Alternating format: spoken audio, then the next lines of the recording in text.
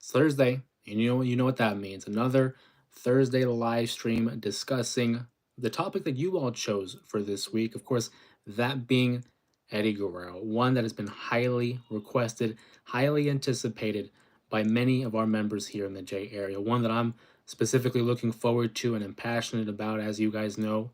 Eddie Guerrero, one of my all-time favorites, ranks as the top three favorite list of mine of all time. So we're going to talk about Eddie Guerrero, talk about his the trials, the tribulations, the ups, the downs throughout his career, some of the best moments, maybe some of the worst moments, but all encompassing the ever talented Eddie Guerrero, who was widely regarded as one of the all-time greats, not only in the ring, but we're talking character work, we're talking promos.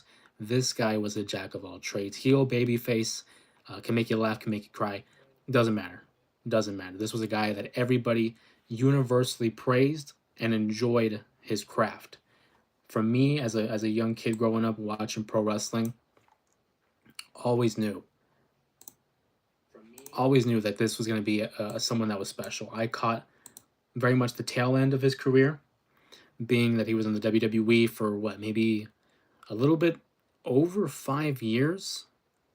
But I mean, it was a long career filled with ups and downs. We're going to talk about that and how appropriate, really. I mean, last week on the stream, we talked about China, the ninth wonder of the world, and all the things that she had dealt with in her personal life, both, pre WWE and post WWE. And now we talk about Eddie Guerrero, who had quite the impression on her life, on her career, and her um, really growth within the company. Shout out to the hearts in the chat. I see you guys. Appreciate that as always.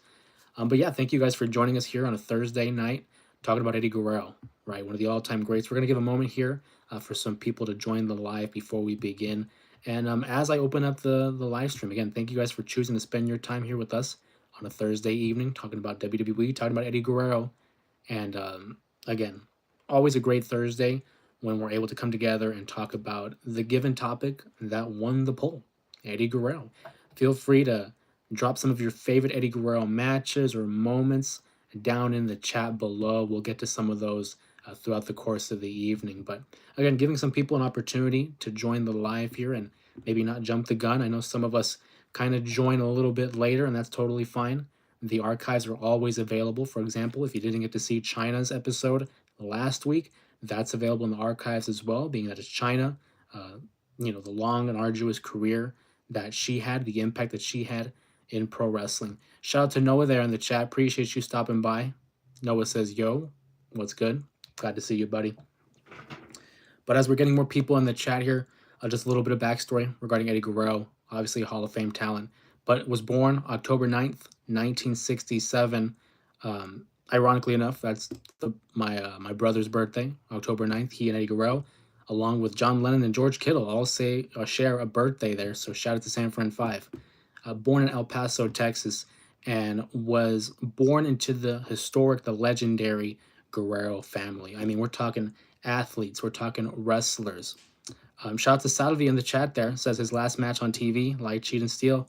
Man, I saw that live, and we're going to get to that in a moment there, but shout out to Salvi in the chat. Thank you for participating there. A Main Event Mafia member, as you see, he does have that NXT Championship right by their name. So, Eddie Guerrero, part of the legendary Guerrero family. Gory Guerrero, who was a legendary wrestler in the early days of Lucha Libre. I mean, Gory Guerrero really set the precedent for what Lucha Libre was going to be. Obviously we know it now as the high-flying technique of legends like Rey Mysterio, Psychosis, Super Crazy. Many of the Hispanic stars that we see, Penta, Phoenix, many of the stars that we see today, Gory Guerrero was one of the originators in that aspect of Lucha Libre.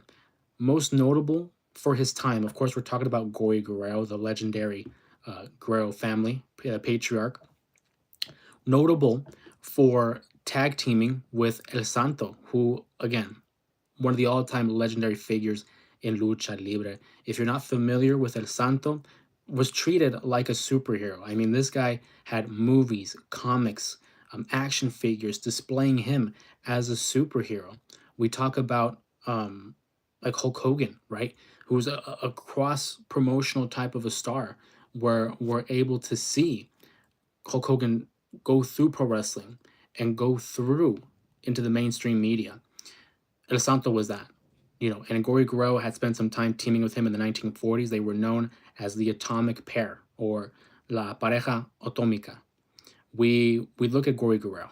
We look at the way he's appeared in films already transpiring, going through pro wrestling as well as Hollywood, making films. He was an innovator, created the moves, the Gory Special, which was an innovative version of the backbreaker, as well as the camel clutch, both maneuvers that are still used to this day. Now, they might not be up to the same par as Gory Guerrero because a lot of these moves have kind of been simplistic and treated as like transitional moves.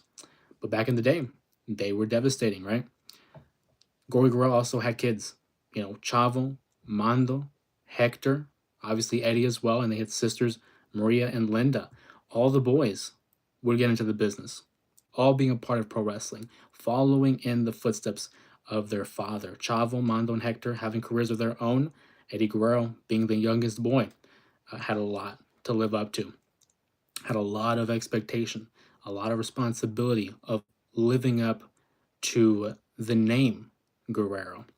Obviously, it wouldn't end with them as well. Chavo Sr. would have Chavo Guerrero Jr., who we're familiar with in his time in WCW and in the WWE, as well as TNA, and Chavo is now a part of Hollywood himself as being one of the coordinators for pro wrestling. You might have seen some of his work for the Iron Claw. He was actually in the Iron Claw movie as well.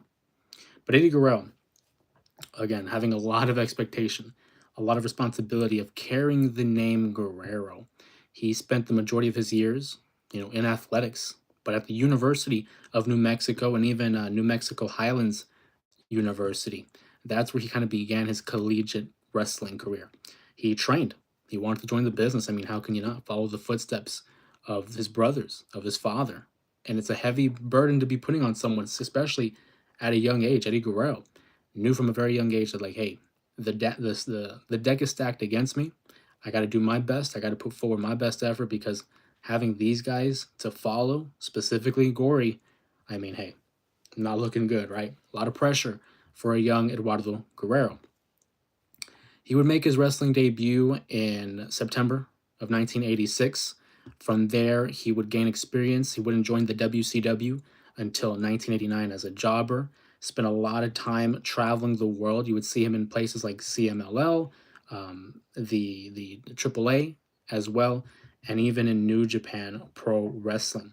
But in AAA, he had started wrestling with a mask. Obviously, lucha libre, very traditional to have guys wearing masks and having that lucha libre gimmick.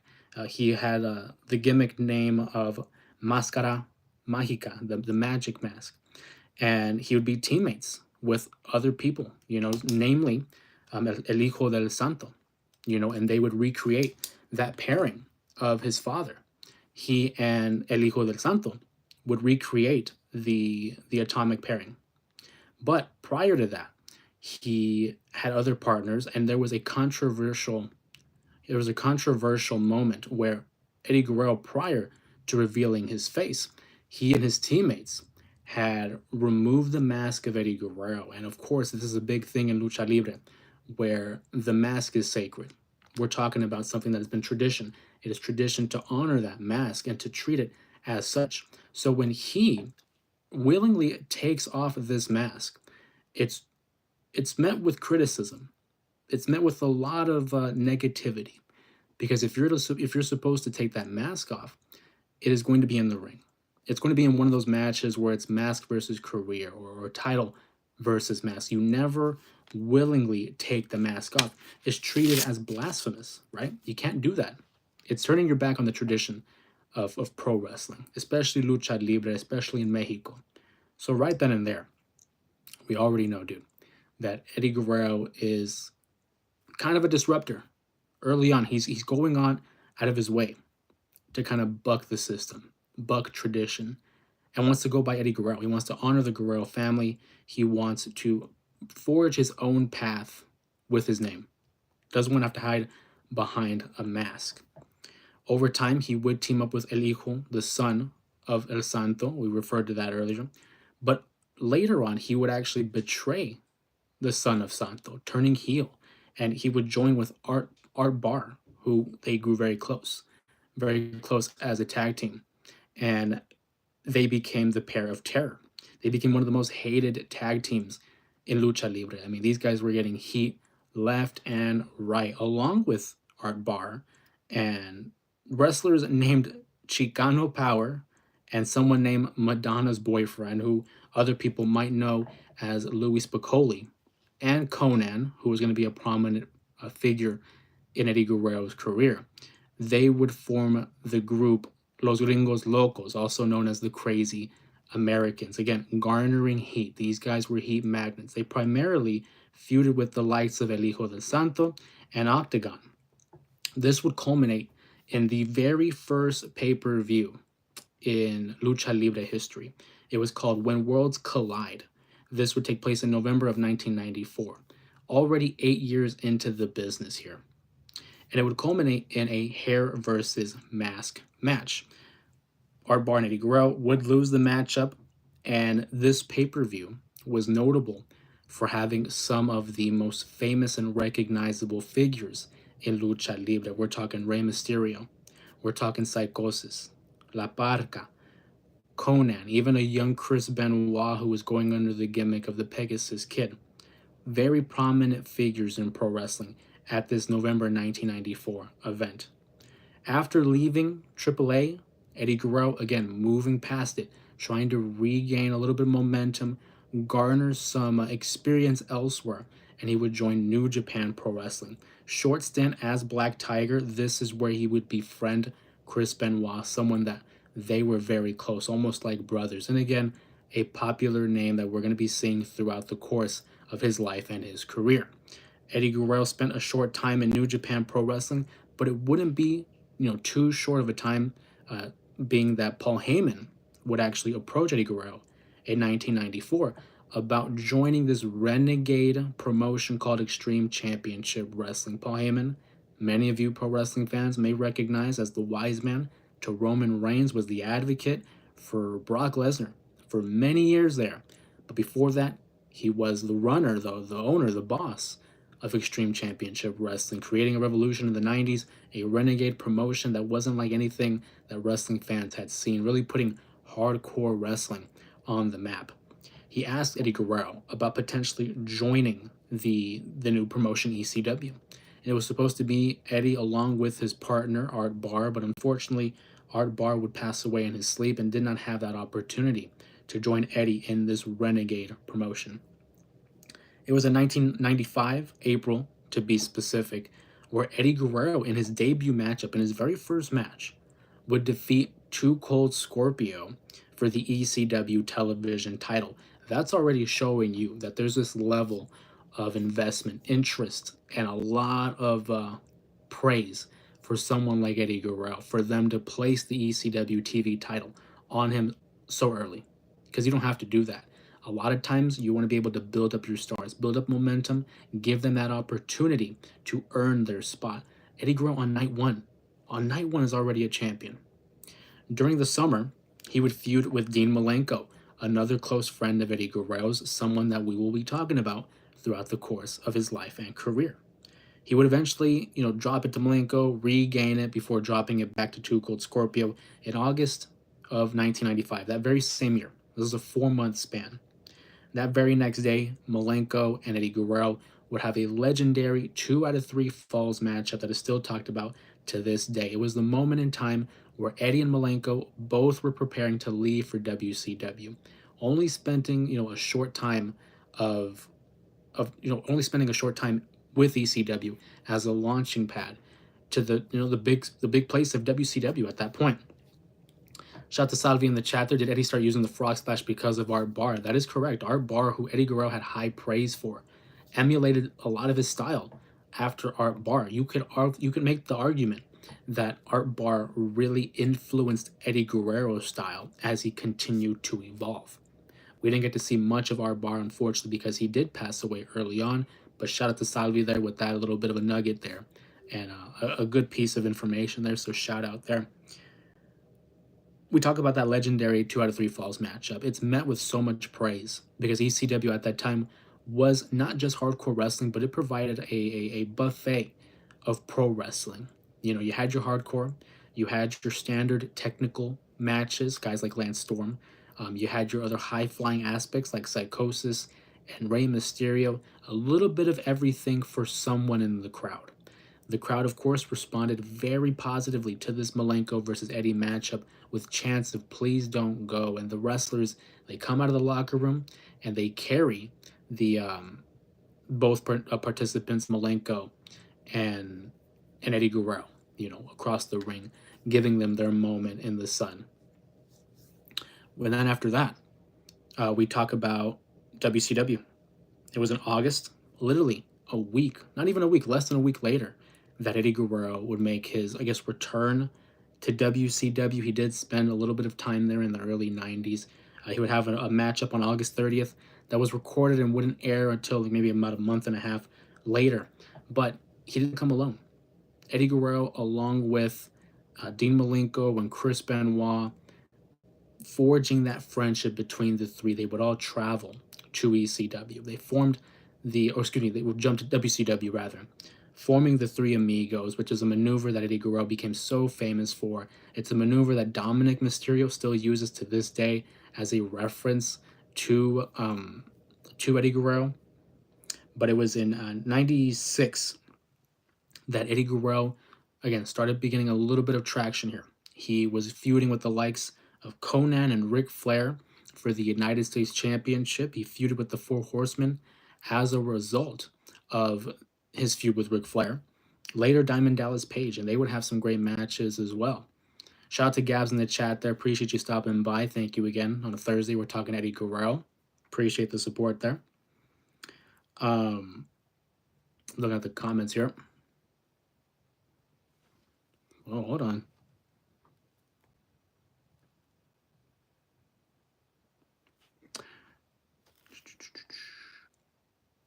So then we're talking about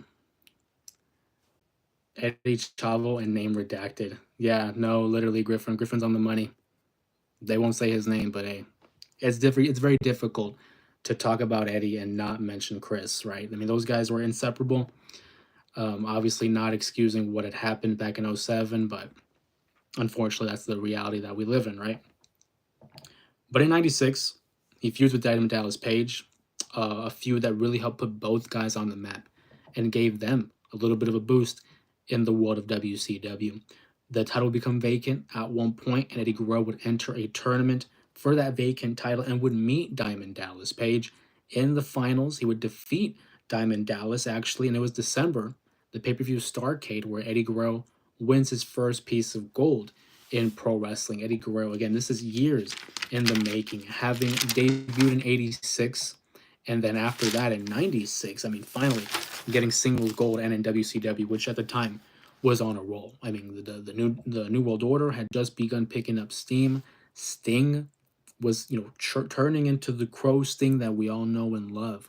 So I see Griffin in the chat here. Shout out to Griffin. Richard says sad. Agreed. You can't help but feel bad for him. Supposedly, he had the brain of an 80-year-old Alzheimer's patient. I doubt he had any idea what he was doing, and when he had a moment of clarity, he peaced out.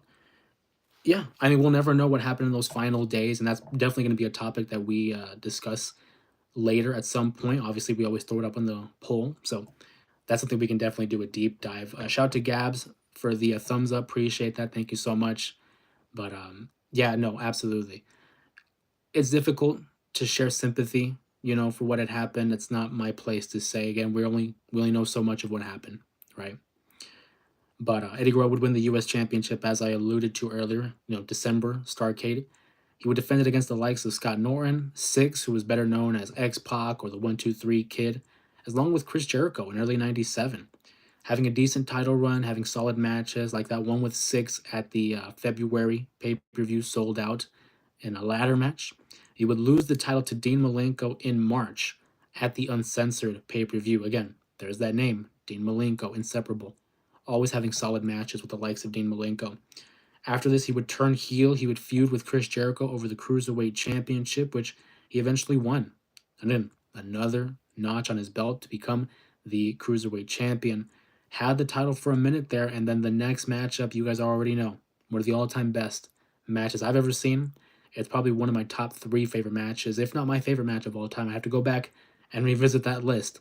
But Halloween Havoc, October 1997, he versus Rey Mysterio. I mean, what an all-time great matchup. Title versus mask. Eddie Guerrero puts up the cruiserweight title. Rey puts up the mask. Right, again, going back to the tradition, the honor of wearing a mask in lucha libre. A great matchup. I mean, I've always said if there's going to be a matchup that you're going to sit down and show someone not familiar with the business, not familiar with pro wrestling, that's a match that I always go back to and I say this is one of those matches. Eddie Guerrero, Rey Mysterio, 1997 Halloween Havoc. If you haven't seen it, do yourself a favor, check it out. And if you have, do yourself a favor and go back and watch it because it still holds up to this day. At this point, Eddie Guerrero is in and out of the cruiserweight title picture. We're not seeing a lot of progress in his career. He's still putting up solid performances, has become a reliable hand. But it was in 1998 that his nephew, Chavo Guerrero Sr., would make his debut. And Eddie Guerrero had this relationship with Chavo outside of the ring where it was very much like brothers. You know, they were very close in age. Chavo Sr., Eddie's brother, uh, significantly older than Eddie. So by the time that Eddie was born, he and Chavo, I believe, maybe were about maybe 3 years of a difference there. So they grew up like siblings. You know, it's funny, right? An uncle and a nephew growing up like siblings. And at this point, Chavo's breaking into the business. Eddie Guerrero, recognized as a reliable hand, a good worker, and they placed them together in a storyline where Chavo Guerrero Jr. seeking guidance, seeking a little bit of mentorship, obviously from his uncle Eddie Guerrero, who's found some mid card success. He'd give him some lessons and some tough love. It would result in a feud between the two, if anything, between March and July. Eddie Guerrero and Chavo Guerrero had their feud, hair versus hair. And it was in that time period that Eddie Guerrero wanted more. He's been putting on bangers of matches. Again, solid performer, someone the fans came to love, and someone that the boys, I'm sure, loved to work with. He grew frustrated. He was never given that opportunity, at least in his opinion, never given that opportunity for a push in the main event. A lot of other guys were getting their opportunities, they were getting their looks, but he never got that opportunity. So he put up an ultimatum, essentially, talking to Eric Bischoff and those in power. He tells Eric Bischoff, listen, either you push me, give me an opportunity. Either you start giving me more opportunities and elevate me up into the main event scene, or just release me. He gave him that ultimatum. Eddie Guerrero, again, having served a lot of times. Salvi in the chat says, one of my favorite Eddie WCW moments is when he accused other lucha libres of stealing his wallet. Always a great time with Eddie. And Salvi in the chat, perfect demonstration of the range of Eddie Guerrero, who was able to make you laugh, make you angry, cheer, just had the charisma.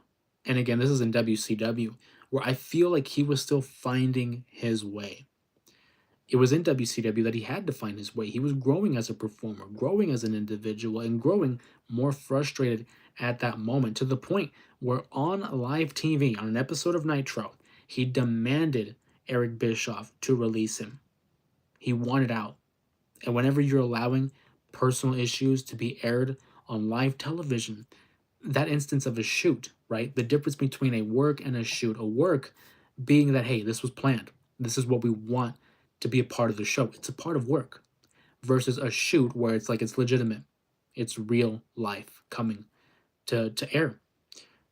He goes on live television and asking Eric Bischoff to release him. It even goes to the point where Bryan Adams and Eddie Guerrero have a matchup, and Eddie Guerrero allows Bryan Adams to beat him in the middle of the ring in an upset victory, a matchup that someone the like of Eddie Guerrero should have won. And it's still debated. It was debated for years whether or not it was a real stunt or if it was a work. If it was a work or a shoot, was it supposed to happen? It was something that was up for debate for basically the remainder of Eddie's life. At this point in time, Eddie's growing frustrated. This is again in WCW where the NWO is the main priority. Goldberg, the rise of Goldberg is a main priority. He gets on television and he's able to finally gain a little bit of traction, gain a little bit of momentum with the creation of a group that would combat against the New World Order, which was run by Hogan and Eric Bischoff. Eric Bischoff became a public figure on TV, where he was an authority figure and a member of the villainous New World Order. And Eddie Guerrero creates the LWO, the Latino World Order, which, again, for WWE fans nowadays, is a group that you're familiar with, being associated with the likes of Rey Mysterio, Dragon Lee, Joaquin Wilde, and Cruz del Toro. So we see this LWO come to life, and it was used as an opportunity to push Latino stars in the ways that they deserve. This was, of course, the rationale for Eddie Guerrero. If you're not going to give us the opportunity, we're going to take that opportunity. There would be a time that he was out, Eddie Guerrero, he was MIA, eventually returned, and he ended up feuding with Rey Mysterio and Billy Kidman in the months of October. The reason for this, again, Rey Mysterio, another figure really close with Eddie Guerrero, friends, and one of the best pairings in terms of a matchup, off the charts when it came to their chemistry. I would have to really think about it. I don't think they ever had a bad match. I think they were incapable of meeting in the ring and having a bad match. Eddie and Rey always delivered. Always delivered, and we'll get to their legendary feud here. But he feuds with Rey Mysterio because he wants to recruit Rey. He wants Rey a part of the LWO. Join us, Rey. Join us in fighting the cause. And Rey, it's not his style. Doesn't want to join it. Doesn't want to join. So they feud for a while there. And the LWO, again, is formed in the fall. I believe it was October of 1998. And it wouldn't last too long. Because on New Year's Day, leading into 1999, of course, Eddie Guerrero would suffer a car accident and thus would end the LWO storyline. He was the main guy. He was the leader. Without him, it kind of lacked a little bit of direction. He would be in a car accident that had ramifications and consequences throughout the course of Eddie's life. It was said that he had fallen asleep at the wheel, nearly took away his life. But Eddie Guerrero, in classic Eddie fashion, cheated death. This was on New Year's Day of 1999. He wouldn't return for another near 6 months, because May 31st, 1999, he returns alongside Rey Mysterio and Conan as they would form the Filthy Animals, which was WCW's answer to D-Generation X. Obviously Triple H, the Road Dogg, Billy Gunn, X-Pac, Chyna. Shawn Michaels was there, of course, founding member. This was their answer to DX, a renegade group, someone that was anti-authority, just here for a good time, not for a long time, and that couldn't be more appropriate because Eddie Guerrero was stuck in these mid-card feuds. Again, nothing of note, really wasn't doing anything worth the while, at least in his opinion. He wanted out. So when there became an opportunity for a change in regime, Vince Russo was now on the outs, and I believe it was Kevin Sullivan that they brought in to fill in for Vince Russo as the head of creative, the lead writer for WCW. Eddie Guerrero requests for his release. He would request his release in January of 2000 and was granted that release. He, along with Perry Saturn, Benoit, and Dean Malenko, all left the WCW. All left the WCW for greener pastures. They would go literally less than 2 weeks. Literally less than 2 weeks later, they would hop over to the WWF. Joining them, I believe it was January 31st of the year 2000, they would join as the Radicals and immediately would jump into a feud with Triple H, the New Age Outlaws, the McMahon-Helmsley era. In Eddie Guerrero's first matchup in WCW, in ECW, he wins the ECW TV title. In his first match in the WWF, he, alongside Perry Saturn, would have a matchup against the New Age Outlaws. And there was a moment in the matchup here where Eddie Guerrero goes for the frog splash, but in coming down, he dislocates his elbow. And it panics. He panics, right? I mean, this is Eddie Guerrero's first big break in the WWF, which at that time was gaining a lot of steam. I mean, the Attitude Era, put the WWE to another level. These guys were turning the tide in the Monday Night Wars, looking to defeat their competitor, WCW. So Eddie Guerrero, rightfully so, is nervous, right? Probably freaking out. I got hurt in my very first matchup, dislocated my elbow.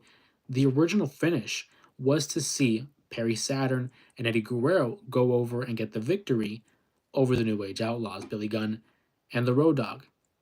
But they had to call an audible here. Eddie Guerrero gets injured and tells, I believe, Road Dogg, hey, I'm hurt. You guys go over. Which is it's kind of a no-no, right? You can't reverse it. But obviously, panics, I'm hurt. We got to make these guys look good. Eddie Guerrero misses some time. Obviously, he's still on TV, but he's not able to participate in the matches in a physical aspect. It was in the month of March, in the lead up to WrestleMania 2000, that we see Eddie Guerrero now dialing into a more charismatic role. We know he can go in the ring, but how can he go in the promos? How can he go as a personality? And he is aligning himself with China. He becomes infatuated with the ninth wonder of the world. Again, if you haven't seen our live stream on China from last week, go ahead and check out the archives. It was one of our most viewed live streams of all time, and I appreciate you guys for supporting that format and supporting that topic. But Eddie Guerrero, he wants to pursue China, and he wants to have this kind of a relationship with her, refers to her as his mamacita, right? Latino heat has arrived. Having that Latin lover type of a gimmick with Eddie Guerrero, having the charisma, that sly smile, and the light, cheat, and steal finally coming to fruition, Eddie Guerrero was putting it together. He could go in the ring with the best of them. And now, as a personality, as a character, was gaining the investment of the audience. And this was the very first time, I think, in the WWE at least, people were taking notice of his work as an all around performer. Eddie Guerrero would pursue China, and along with that, together, they essentially pursued the Intercontinental Championship, a title that China had already previously won in 1999. More on that in last week's live stream where we talked about China. They both pursue the IC title, and there was a matchup here where China and Eddie Guerrero were both involved, and China, accidentally is pinned by Eddie Guerrero, and he ultimately wins the Intercontinental Championship, his first time winning gold. At this time, tensions are beginning to arise between China and Eddie Guerrero. I should mention they did end up getting together. They had their little moment at Backlash, if you guys remember, Backlash 2000, where Eddie Guerrero is celebrating and getting his GED. They have a prom date and everything. One of the all-time classic moments for Eddie and China.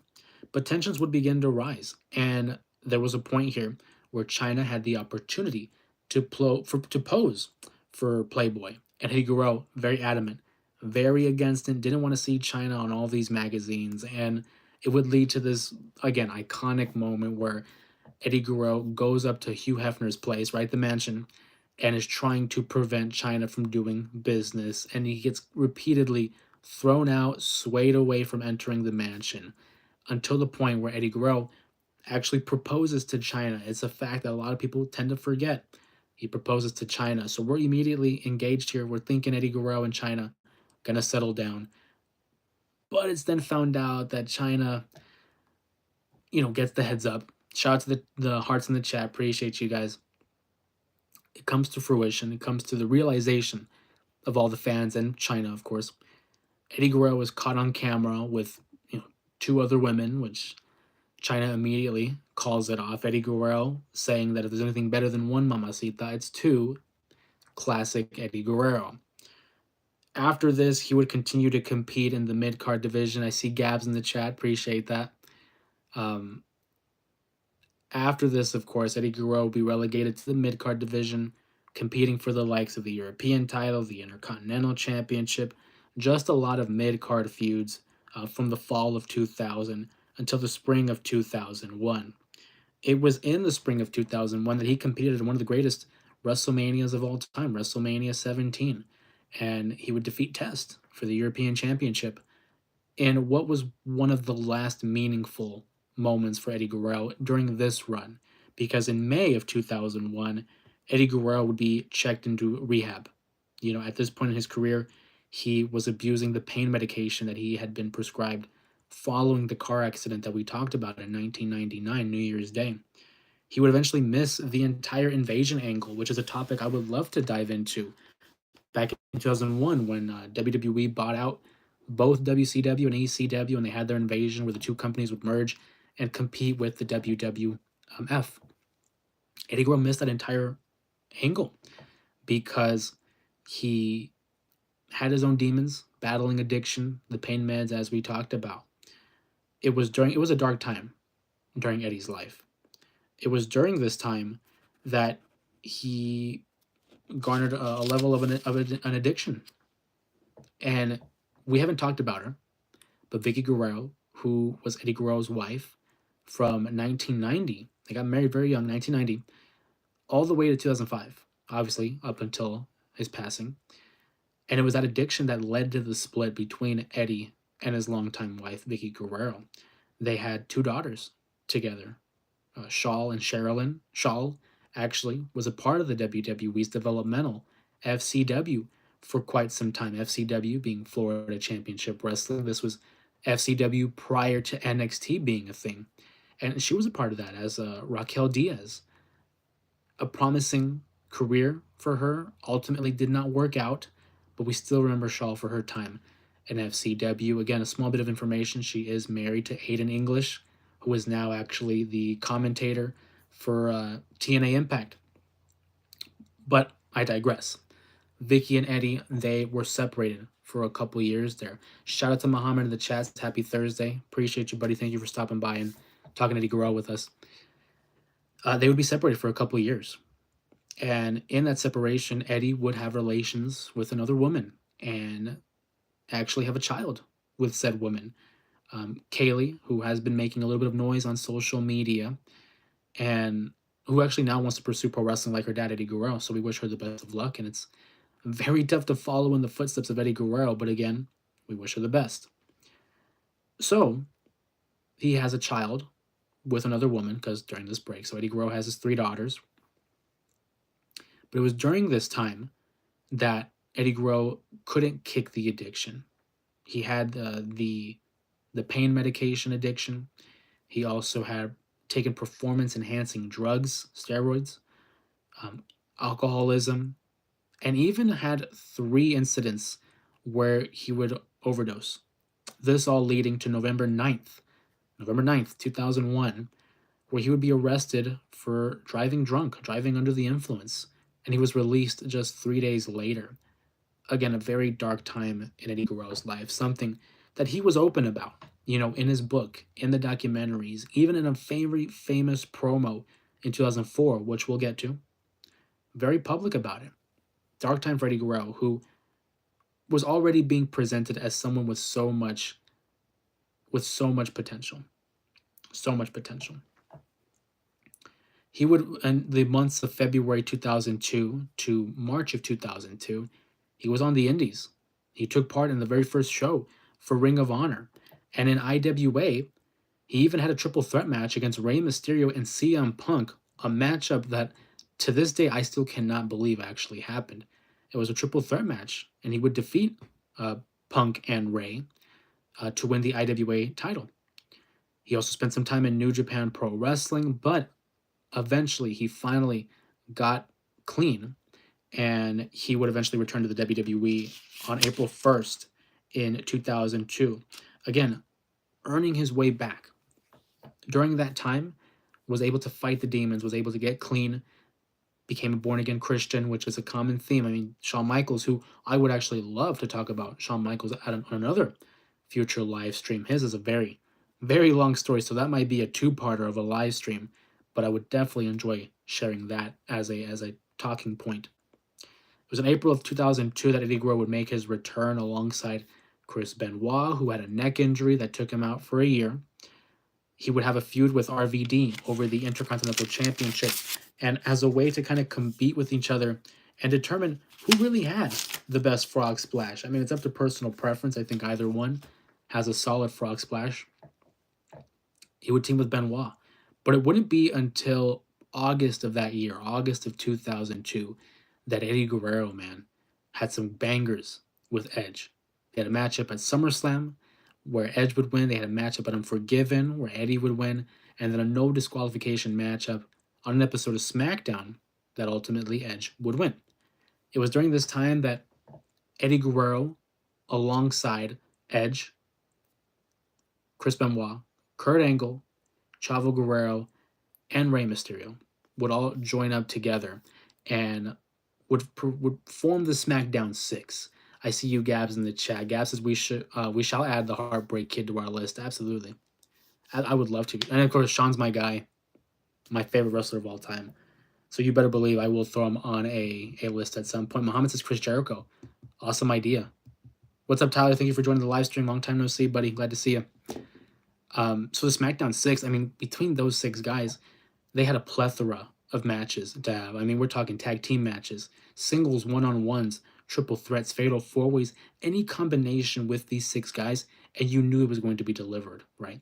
SmackDown at that point in the fall of 2002 was recognized as the wrestling show. It had quality matches with these guys on the roster. Raw was like the promo, the storyline show. I mean, around this time, they weren't having the best success. SmackDown was the show. SmackDown was beating Monday Night Raw in the ratings. Eddie Guerrero teaming up with his nephew Chavo, who jumped over from WCW during the Invasion angle, forming the tag team of Los Guerreros. I mean, one of the great tag teams in WWE history. Having on again and off again tag title reigns with the WWE Tag Team Championships, having matches against the likes of Kurt Angle and Benoit, Edge and Rey Mysterio, Team Angle, which was Shelton Benjamin and Charlie Haas, the Basham brothers, just a few names in the SmackDown division during the mid-2000s. And as the tag team champions, Eddie Guerrero would actually have a title run with the United States Championship. Shout out to John in the chat. John says Eddie was a superb wrestler. Nail on the head, buddy. I mean, all-time great performer. In and out of the ring, whether it was on the microphone, in a backstage segment, could deliver some of the best stuff anybody has seen. He's entered in a United States Championship tournament in the summer of 2003. Ironically enough, Eddie Guerrero, U.S. title tournament. I think you know where this is going.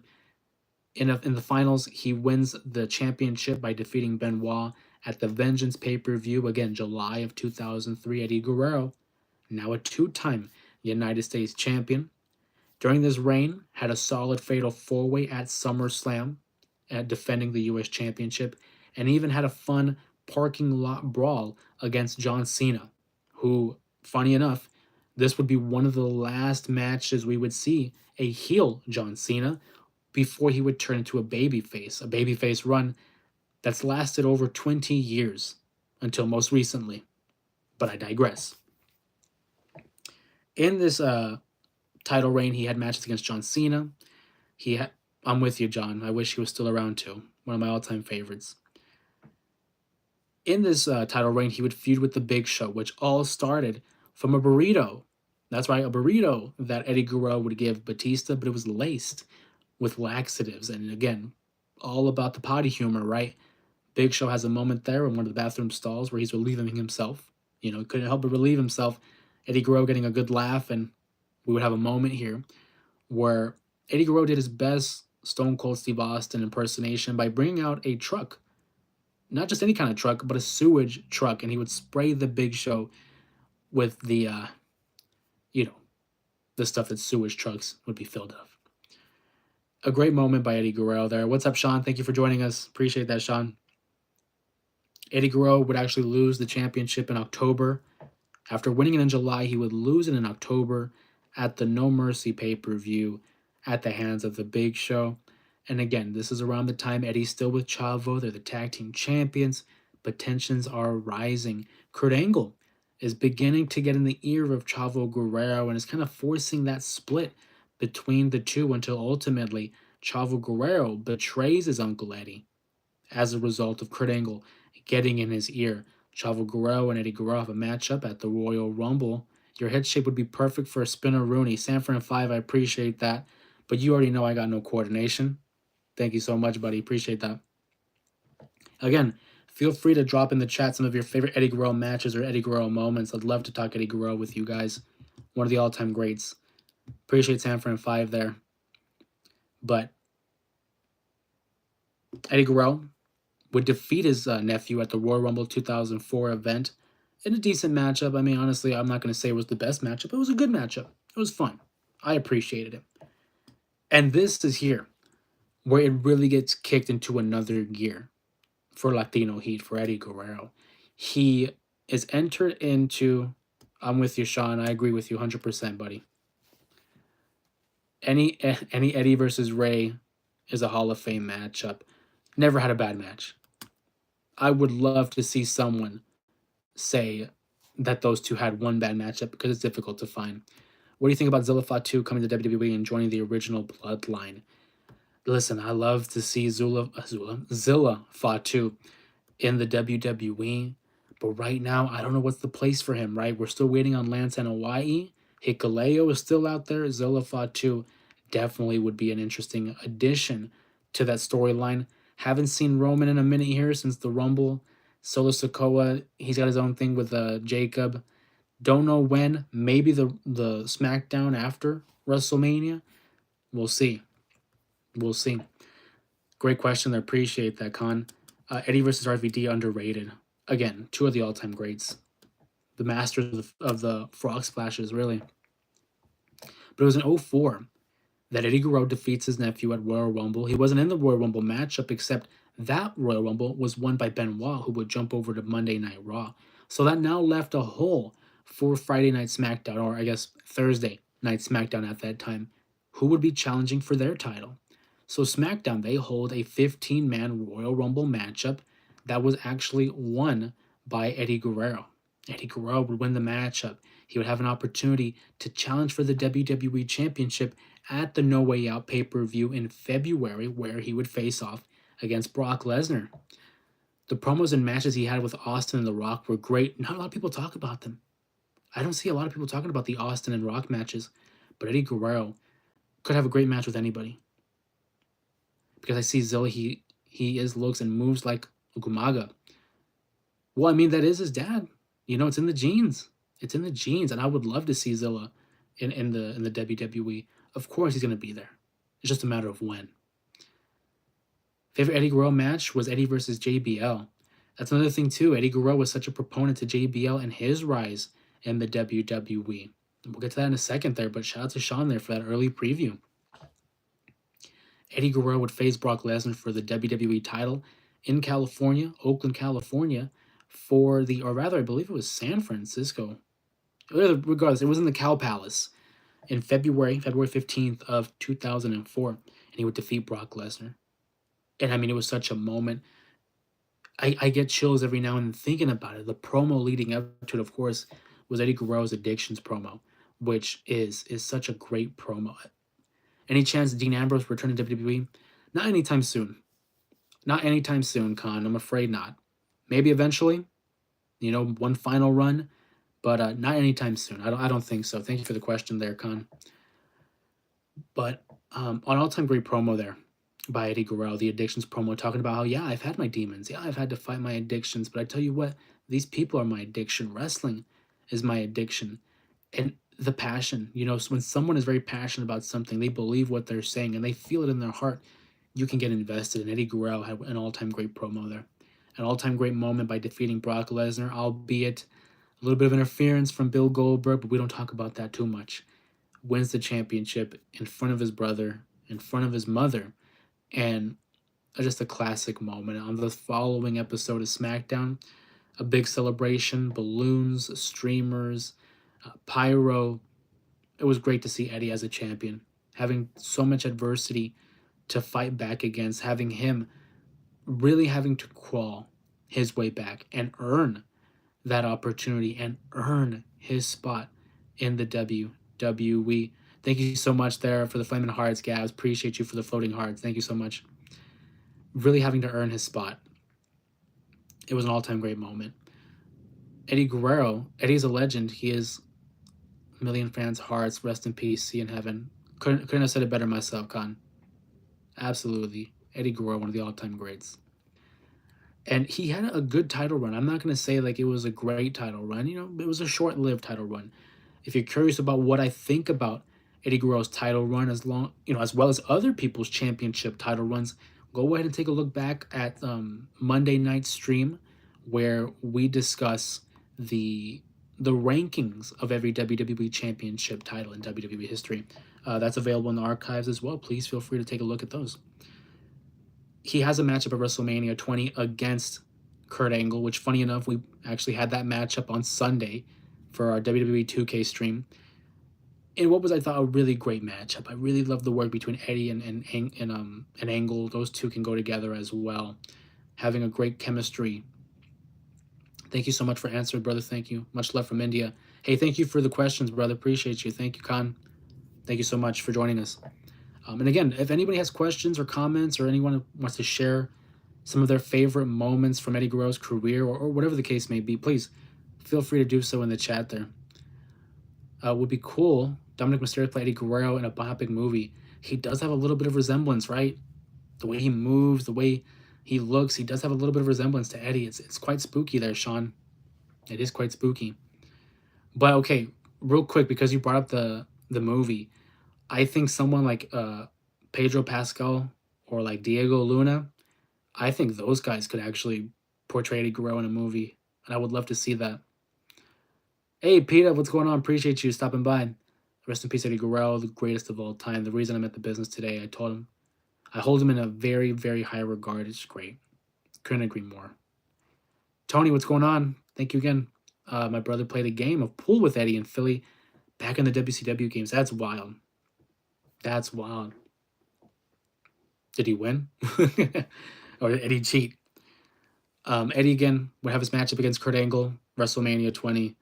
And a great showing, a great finish as well. The creative and innovative finish where Eddie Guerrero loosens up the boot and gets the upper hand on Kurt Angle, grabbing the ropes to beat him, of course, cheating to win. A great moment for WrestleMania 20. And again, it's ending with he and Benoit, at the end of the pay-per-view, both best friends holding the World and WWE Championship together. Very special moment that we're never really going to talk publicly about because he who shall not be named, of course. What do you think Cody Rhodes loses the WWE title? I don't know. But honestly, I don't think he loses to Cena. I don't think he's going to lose to Cena. I think they're going to want to milk this John Cena run. So if he wins the championship already, I don't know. I think he definitely finishes. He definitely loses the title either by or before SummerSlam. That's my prediction. Couldn't give you a right answer right now, though. Eddie was one of my role models in high school, especially during tests because I cheated, and he's open about it. Well, it's like Eddie says, hey, we lie, we cheat, we steal, but at least we're honest about it, right? Tony, he had my brother watch his cigar for a minute. They played, not sure who won. Asked my brother his name and said, Dios te bendiga, Carlos. God bless you. That's cool, man. What a story. I might swerve in the corner. That's crazy. Shout out to Leangelo Ball. How you doing tonight, bro? I'm doing good. Can't complain. Hope you're doing well as well. Sorry I'm late. No worries. My son's been sick. Just got him put down to bed for the night. I hope he does well. Hopefully he pulls through and kicks that sickness off to the corner, man. But hey, regardless, appreciate you stopping by. Thank you for joining us. Late or not, hey, we appreciate it. Thank you. P-Dub says, San Fran, my guy. Because John and Dwayne heel turn, I think Randy's helping Cody. It's a possibility. There's a possibility, but I feel like Randy's going to be preoccupied with Kevin Owens. I think if anybody helps Cody, Roman, maybe. I don't know. Because maybe Roman takes it a certain way and is like, hey, you want someone to be the champion, I'm right here. You pick John over me? Maybe Roman has something to say about it. Also, I think there's a certain rattlesnake who has beef with Dwayne that maybe he makes an appearance at Mania. We'll have to wait and see. But I do think Cody holds that title no longer than SummerSlam. I think by SummerSlam, he'll already have lost the championship.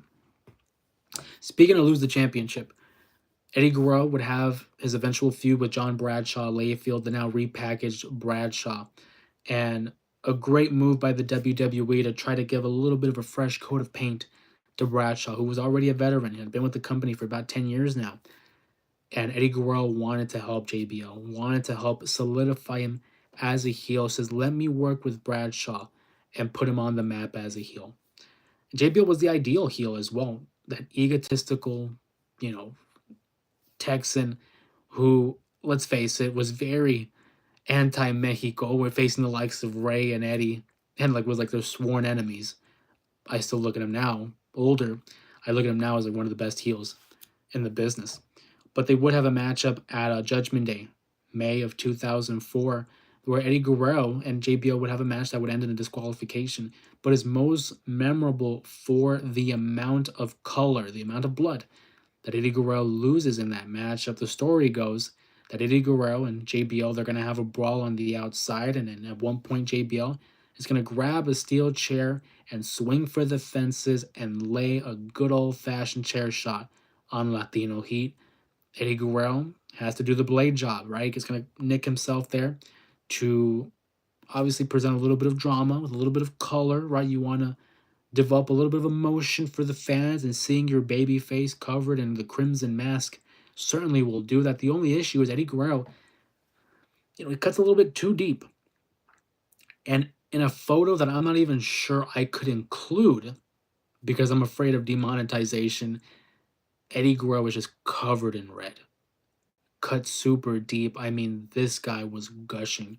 No longer recognizable in terms of his own pigmentation. Drenched in red. I mean, if anybody has seen Doja Cat in the whole Paint the Town Red video, I mean, we're covered in red. Eddie Guerrero cut a little bit too deep. That matchup went into DQ. They had their matchup at the Great American Bash. The Texas Bull Rope matchup that JBL would eventually win, defeating Eddie Guerrero. And for some people, they have said that it was almost like a breath of fresh air, a relief for Eddie, because Eddie was a perfectionist. He put so much pressure on himself, and he realized that maybe attendance, maybe the merchandise wasn't doing so well. Recognizing that, hey, maybe I'm not the guy. Has that level of insecurity and doubts in himself. Put a lot of pressure on himself as the WWE champion, because you're supposed to be what the company represents. Eddie loses the title to JBL. And again, wasn't there, don't know the man, but this is off of what we've heard and what we've read. But it was almost like a breath of fresh air where it's like, now I can just wrestle. I don't got to worry about the ratings. I don't got to worry about the box office or the attendance. Now I can just wrestle. Sanford 5 says Cena only beat up Cody because he dropped an F-bomb on TV, so he beat him up because Mama Rhodes hurt. Not bad rationale. I think Cena turn was perfectly. It was completely amazing. And although a lot of people are upset right now, let's just hope they don't ruin it. It's already done now. Let it be done. It was a great moment. Very rarely do we get to see some kind of shock moment like that. It was so well done. They got to capitalize on it, though. I agree with you. I agree with you so much about that, P-Dub. YouTube wouldn't like blood. No, I don't think they would. I don't think they would. And that's why I'm kind of nervous to talk about it and bring it up. So, you guys need prayers. Prayers me, I'm not okay. Well, Tyler, hopefully Tyler's doing all right. Hope you're doing okay, buddy. Appreciate the comment, and we'll look out for you, man. Appreciate you. That match was amazing. Eddie he stained the mat that night with his color. Literally, go back again, watch it. It should be on Peacock. I don't know if they put it up on YouTube on WWE The Vault, but Eddie Guerrero versus JBL in May of 2004, the Judgment Day pay-per-view that took place at the Staples Center. Shout out to that matchup. Zillafat 2, he's like my story and everything. Salvi even used his mom, and yeah, again, great shout out there by Salvi talking about the Mother's Day angle where Eddie Guerrero's mom this was in El Paso, Texas, the hometown of Eddie Guerrero. For Mother's Day, he invites his mother, obviously, post-match celebration, and JBL comes out, places his hands on Mama Guerrero, and she has a heart attack in the ring. And it's still debated to this day whether it was a work or whether it was a shoot. Did she really have a heart attack? Some people, for example, like Bruce Pritchard has said it was a shoot heart attack. Some people are going to tell you it's fake. Don't know what's real and what's not, but the fact is he used his mom in a storyline, not something we're too foreign with, being that Mama Rhodes obviously has been introduced in WWE. Tony was saying, I was thinking about this. What if in some capacity Hogan gets back on some way as a heel, manager, or whatever? He has real heat right now. He does, but I don't know if they want to go with that real heat. Because, again, we've talked about it. We've heard about it. There's a difference between good heat and go away heat. And right now, I think Hogan has that go away heat. Whether it's, I don't think it's political, because The Undertaker has a similar background. We won't get into it. Has a similar background to Hogan, and he doesn't get booed. I think for the time being, they're going to stay away from Hogan for a minute there. Give it some time to breathe, I think. But he does have real heat, for sure. Muhammad, John Cena turned heel because he knows he doesn't have that much time left. Muhammad, I think you're right. I think he's desperate. And I'm talking just purely on TV, storyline purposes. He is desperate, knowing that he needs to win that championship to break the record for number 17. He's desperate. That's why he's aligning himself with The Rock. In terms of real life, I think it's just one last hurrah, something different, something we weren't expecting. They have a lot of people in the company right now where they can lean on, guys like Jey Uso, guys like Cody Rhodes, and they don't really need a John Cena as a baby face. So I like the bold move, and I look forward to how WrestleMania shapes up. I got issues with lots of takes of advantage of me and everything. I'm annoyed. I hear you, Tyler, but that's why we like to have this opportunity to have people come out here on the live stream and just escape, right? Just escape and everyone just hang out. Let's forget about everything that's going on in the world and just hang out as friends. So I do appreciate you stopping by and taking the time in your time to come hang out with us, Tyler. One of my favorite Eddie matches was versus Malenko in ECW, but people don't talk about it too much. Yeah, no, Eddie Guerrero and Dean Malenko had unbelievable chemistry. Two of the best technicians of their respective eras and of all time. Their ECW time might have been short, very memorable. We did talk about that 2 out of 3 falls match where they were elevated by the roster and, paraded around and the fans were chanting, please don't go. Great matchup between those two. We all know the best mom that showed up in WWE was Mama Benjamin. Yeah, Mama Benjamin. Shout out to Mrs. Shelton Benjamin's mama, I should say. Shout out to San Fran 5. Pro Wrestling needs you in their life, Tyler. Shout out to San Fran 5 there. Mama Benjamin was fire. So Eddie Guerrero, a lot of great... How about Eddie's lowriders? Gabs, awesome. Awesome. And that's why I appreciate you guys in the chat, because there's some times where I'm all over the place and I'm jumping over, and Eddie Guerrero's lowriders, a big proponent of his gimmick, right? And it wasn't really... What up, Johnny? Appreciate you stopping by for the live stream. Shout out to Johnny there. The lowriders, just the aesthetic, right? I mean, it was super cool. It was something that was... We were able to distinguish Eddie from everybody else. And I think that's very important in pro wrestling, is you want to stand out. And so to have the lowriders, to have the hydraulics, and again, the unique presentation, Eddie Guerrero, he got it. He understood it. Seeing him come out with the lowriders, and again, it's something that we always look forward to seeing what it was like in terms of like what car he was going to bring out. It was always something different. The unique paint jobs, the unique style of the car, the make and model. Eddie Guerrero, just all around a unique experience, whether it was in the ring, on the microphone, the entrance, the music. Great call there by Gabs. Do you like any sports? I'm a fan of football, basketball, somewhat of baseball. I won't lie to you. So I'm a casual when it comes to baseball. Football and basketball for sure are number one. Pro wrestling as well. As you know, or you can allude to, J Area, right? Reference to the Bay Area. San Francisco fan, right? Niners, Warriors, Giants. Big 3 in my household. Thank you for the question. Batista gifted him a car. Was that real or just for storyline? I heard it was real.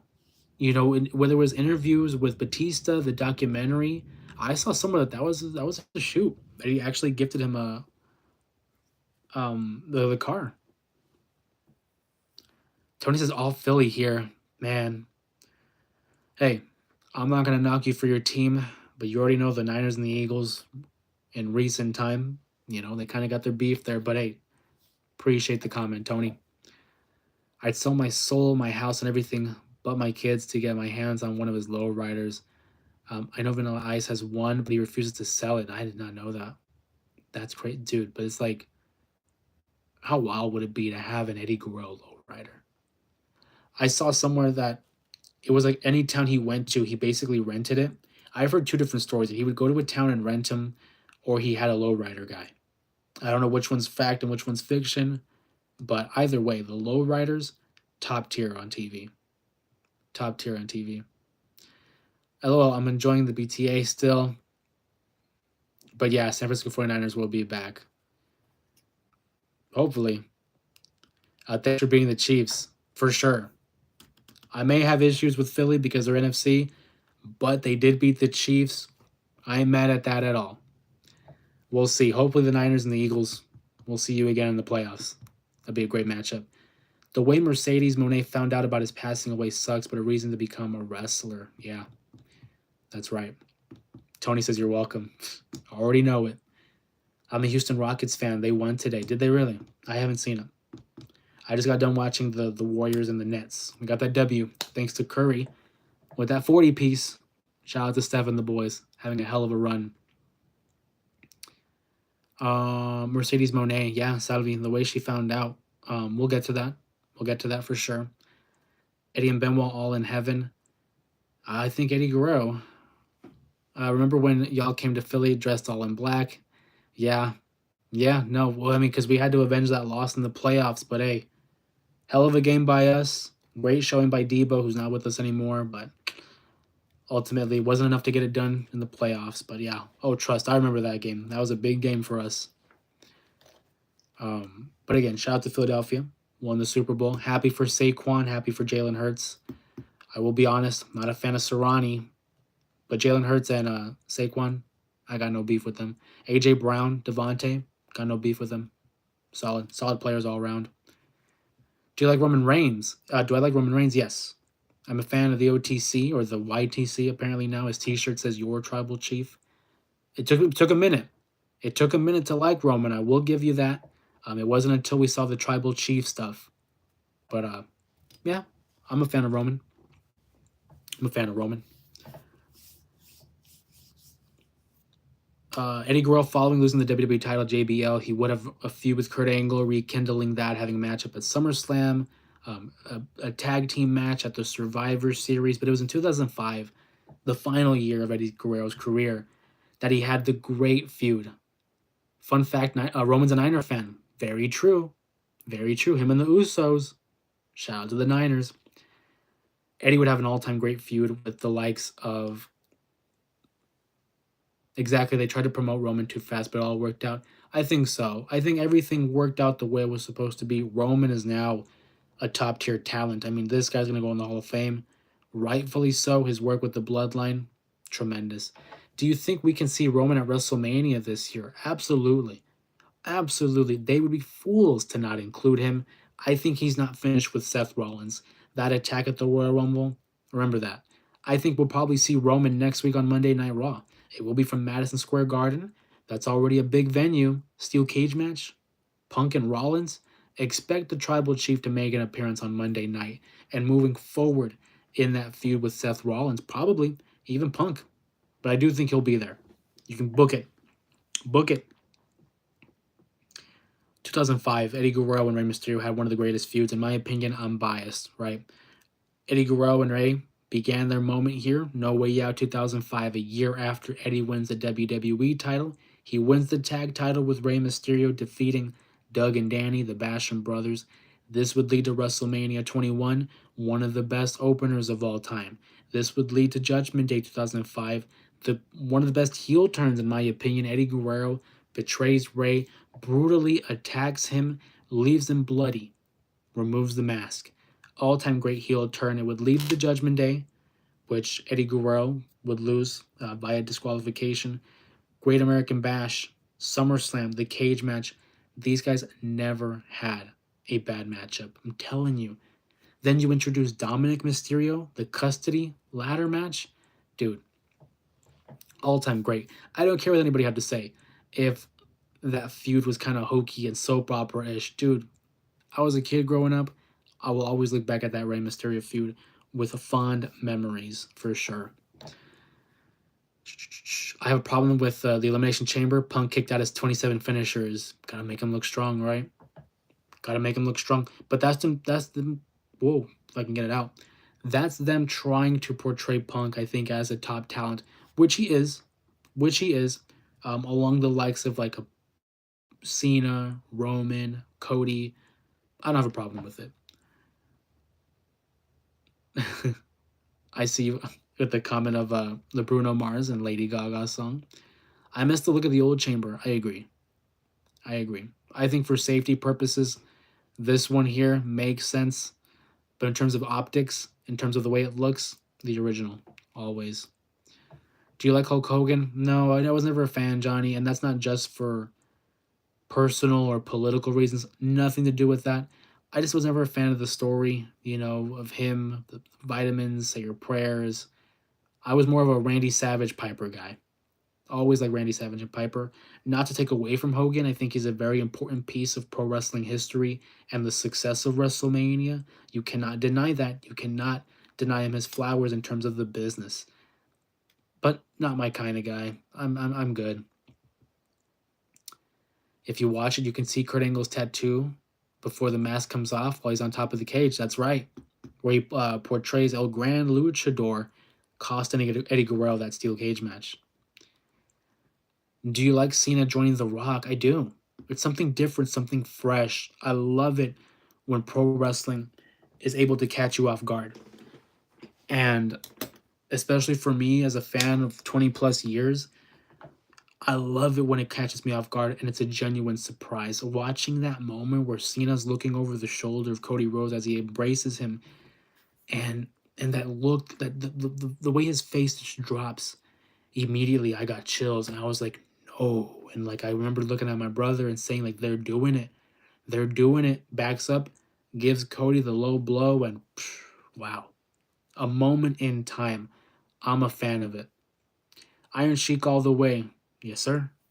Yes, sir. P-Dub agrees. Don't get a better heel than Sheiky, baby. He looked like he had an accident in his trunks. I suppose so. Do you think Cena's going to win at WrestleMania? I don't know. 50-50. Because here's my reasoning behind it.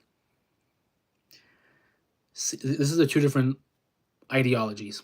Cena wins because you wouldn't turn him heel and have him lose.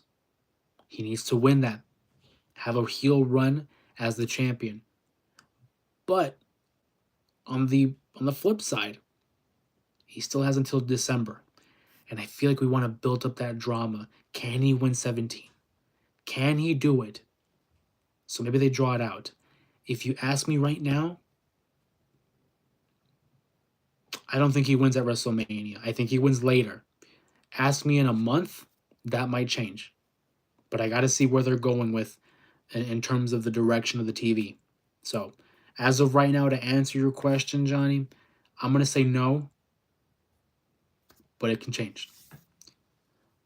I'll always cherish my Sheiky Baby action figure. Never opened it and plan on keeping it sealed. Right on. Right on. We talked about Eddie Guerrero and the Rey Mysterio feud. I think is one of the best modern feuds for me personally. I'm biased. His final feud would come against Batista for the World Championship, where Eddie Guerrero as a heel was now demonstrating a little bit of a babyface turn, trying to deceive the animal Batista. Excuse me. He befriended him. He struggled there for a moment, trying to be a babyface, and eventually it was a loss at No Mercy, 2005, October 9th, ironically enough. And it would lead to one of his final matches, which we'll get here to a moment. I want to see these chats here. Let's see where we are. What's the last big pay-per-view before the end of the year? Survivor Series, right? I think he'll win it there. Maybe. I think SummerSlam. Maybe somewhere around there. I don't know. Survivor Series is a good bet, though. Maybe before. LBJ. Where are you from? out in Arizona. For obvious reasons, I won't be giving out specifics, but we're out in Arizona. LeBron James. Do you like Todd DiBiase and Rick Foyle?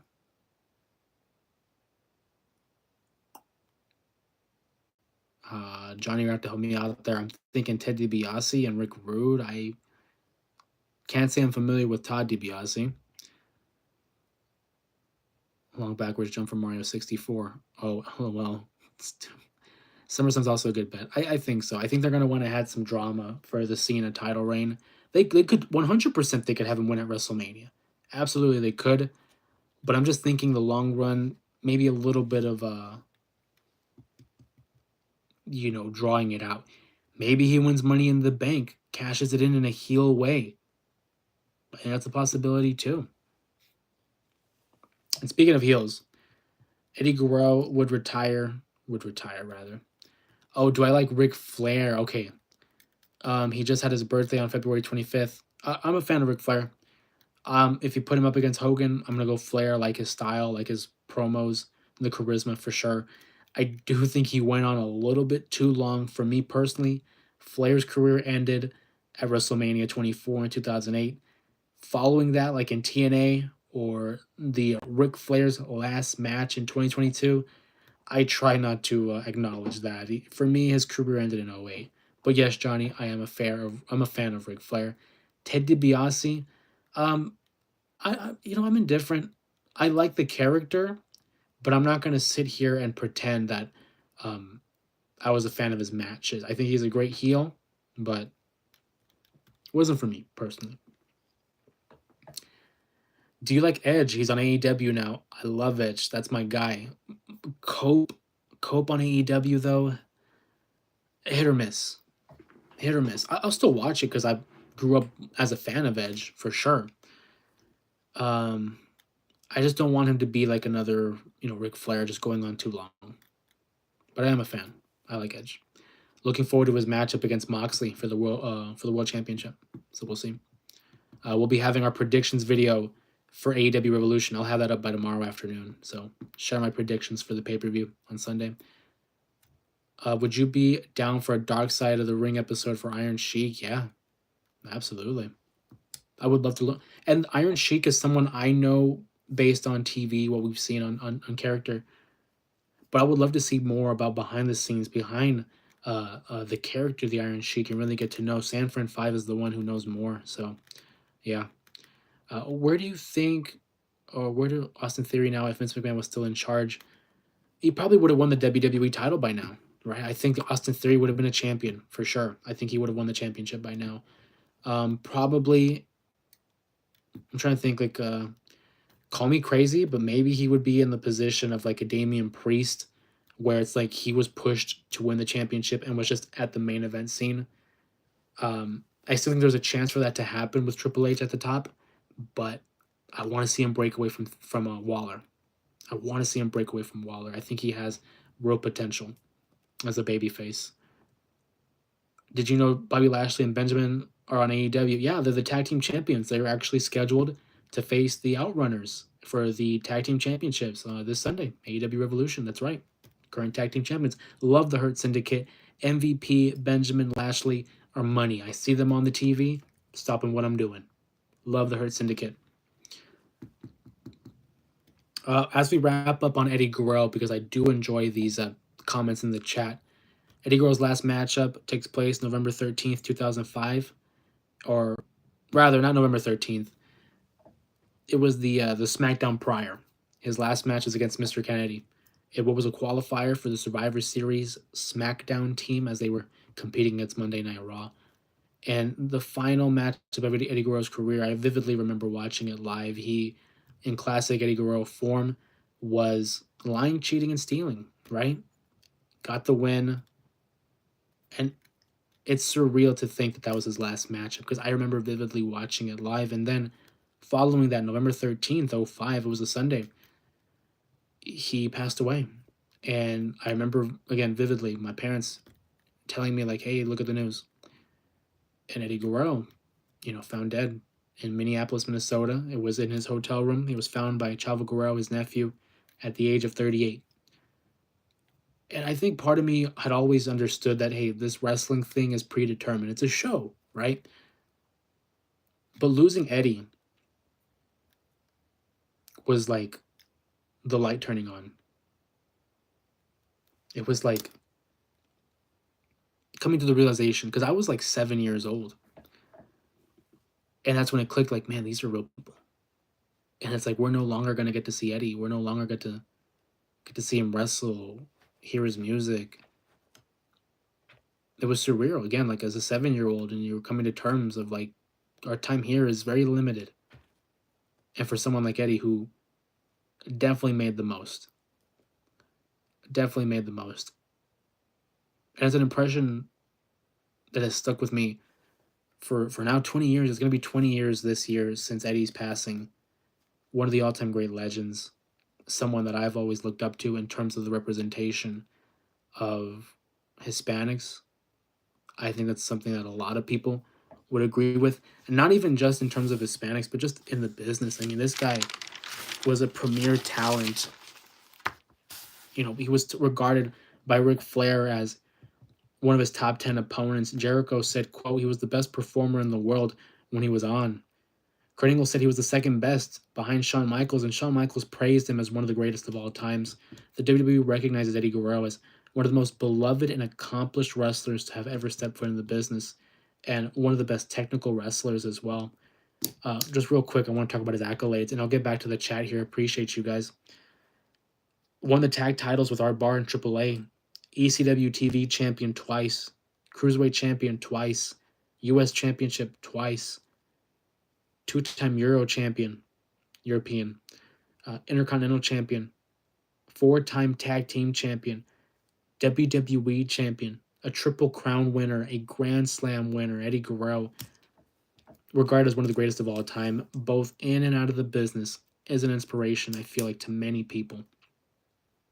I know for me personally, this was a live stream that I was looking forward to because it was going to be talking about someone that I looked up to, still do, and just the way that he was able to recover from the demons that he had fought and fought for his dream and fought his way to the very top of the business. All-time legend.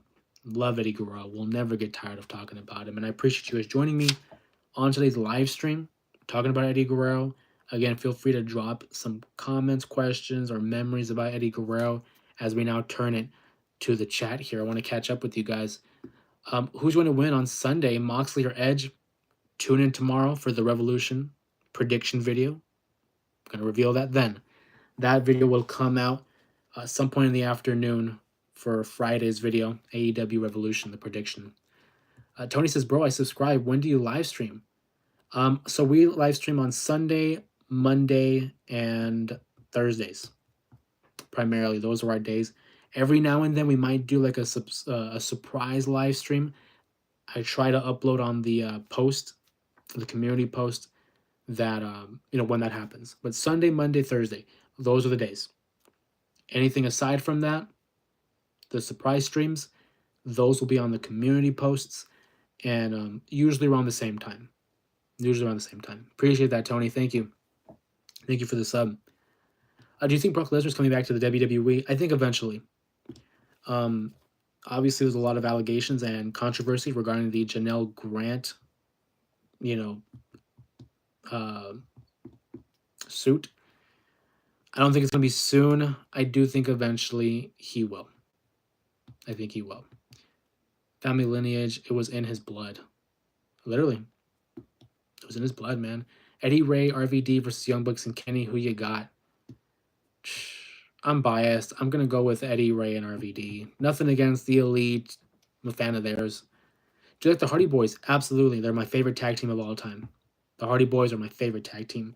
Them and the Dudleys, for me, neck and neck. But the Hardys are going to take it. Love Matt and Jeff. Happy to see them back in WWE. They have the NXT appearance.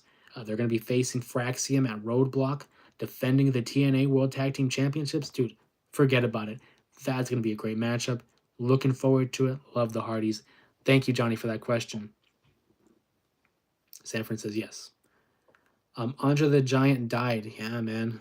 Like 30 years ago. He was the very first induction in the Hall of Fame. The Hall of Fame started with Andre the Giant. Big legend.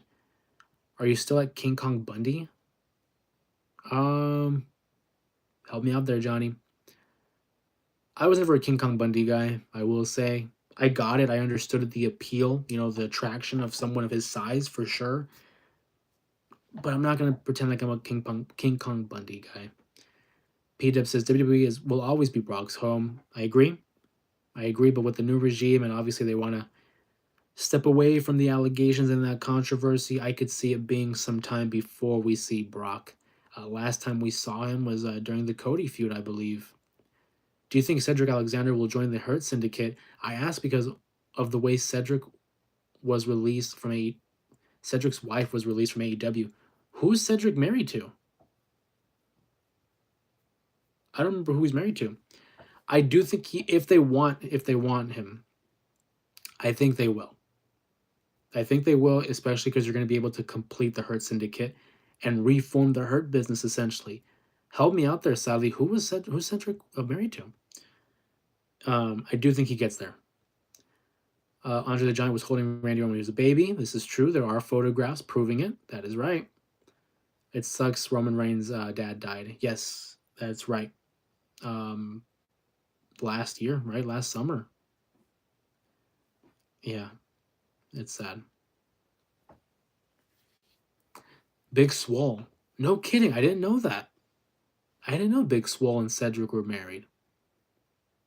Man, Big Swole had what was it? A cup of coffee there with AEW. I don't remember a lot of Big Swole. Big Swole's time in AEW for me was like a blinking and miss it.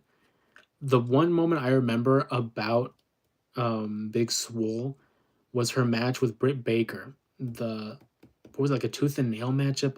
It was at All Out during the pandemic. That was, I think, the highlight of her time in AEW. Wow, I did not know that. Thank you, Sally, for that. You learned something new. Appreciate that, buddy. Is Eddie Guerrero's mom still alive? I'm not sure. I'm not sure. I think Ryback will come back. I think you're trolling. Ryback is not coming back. That man's done. Especially with what he's said on the internet in reference to guys like Punk and Hunter. Nah. I think he's done. Muhammad says, feed me less. 100%. I was never a Ryback guy.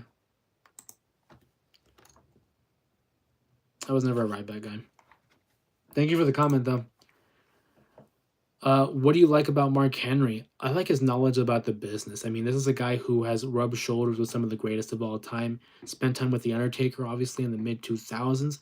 Spent time with The Rock, who was able to help mold The Rock because him and, Dwayne came up in the Nation of Domination alongside Ron Simmons. And what a person to learn from is Ron Simmons. I like the World's Strongest Man gimmick. I especially love the Hall of Pain. That time with the World Championship, Mark Henry, solid stuff. I enjoy Mark Henry's work. I'm not going to say it's the best, but I do enjoy it. If Ryback comes back, then I'll shave my head like Jose. He's not coming back, buddy. When I see Ryback, I already feel full. When I see Ryback, that's crazy. Never was a Ryback guy. He always spent time with Mae Young. That's right, yeah. Shout out to San Fran 5 for that one. Obviously, Mae Young and Mark Henry had a hand together. Let's see. Johnny says, "What do you like about the Big Show and Braun Strowman?" I like Big Show. His ability to adapt. He was funny. He was serious. He had range. He could play a baby face. He could play a heel. I like that about the Big Show is the range when it comes to his work. Some of my favorite memories of the Big Show certainly would be like the Eddie Guerrero stuff. I appreciated his time on SmackDown during 2002 to 2003. I'm a fan of the Big Show. I like the steel cage match against JBL. No Way Out 2005. I was a fan of that one. I love the finish.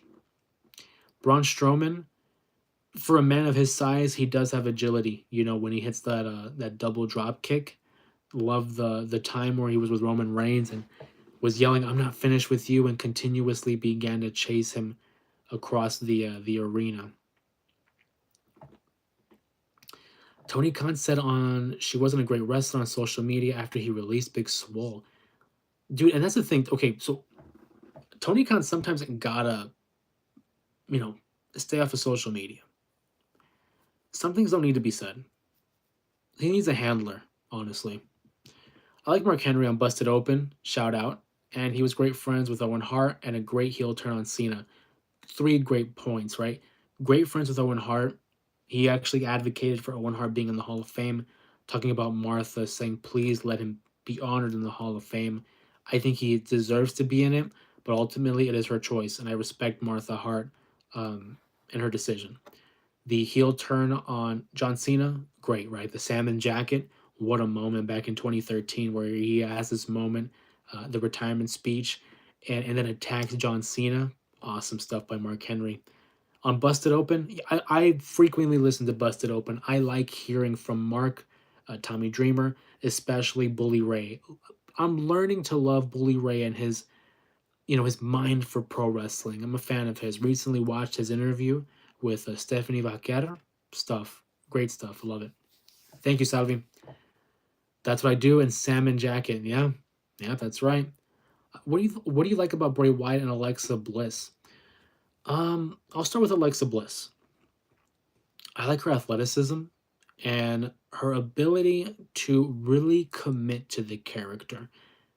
I love her stuff in NXT when she was alongside Buddy Murphy and Wesley Blake during their time in NXT, breaking away from them and becoming the champion on Raw. And it really was one of those standout performers from NXT that wasn't a part of the Four Horsewomen. We knew Bailey, Banks, Becky Lynch, and Charlotte. Those girls were solidified. And here comes Alexa Bliss as a standout and really grew into her own. Great as a heel, likable as a baby face. And for all the people that kind of criticize the whole Wyatt stuff with her, I actually was fascinated by it because, again, the commitment into the character, diving into the psychology of Alexa Bliss and her relationship with the Wyatts. Love it. I love when they really dive into the character. That leads me to Bray Wyatt, a creative mind and someone who had a lot of horror elements to his character, and that's something I appreciate. Love the horror aspects of pro wrestling. They go hand in hand together. Bray Wyatt, great on the mic. I will say there was a time there between like 2016 and 2017 where his promos kind of came off a little bit pretentious and kind of full of himself. And I'm not saying that like in a bad way, but it's like it was kind of tough to follow. And there was nothing leading up to it, nor anything coming out of it. But in terms of the man and his legacy, one of the most creative minds this business has seen, it's a real shame that he was taken at such a young age. I mean, this guy was, I feel like he was really coming to his own in 2023. We had another, a second wind when it came to Wyndham Rotunda. And one day we'll be in the Hall of Fame, I think. Maybe that's too soon to say, but I would not be shocked if he entered one of these years. Sanford fights his Big Show and Vince versus DX in the Hell in a Cell match. Isn't that crazy that happened? And you forget Shane was in that match too. It was technically 3-on-2. What a spot. Bubba Ray talking about Tommy Dreamer is gold. I love their relationship, right? Tommy Dreamer and Bubba Ray, ECW alumni, two legends of their craft. I always enjoy listening to the legends and what they think about the product, or also just diving into the history books of what they endured and the lessons that they've acquired over the course of their careers. Love hearing about it. Roman Reigns and the Usos. Ooh, okay. Roman Reigns. I like the evolution of Roman Reigns and how they really stuck with him. I mean, early on they kind of overpushed him for sure, but shout out to Terry Funk. That's right. He and Wyndham had passed away around the same time. Terry Funk, legend in the business for sure. All time great. Hall of Famer, class of '09, rightfully so, alongside his brother Dory.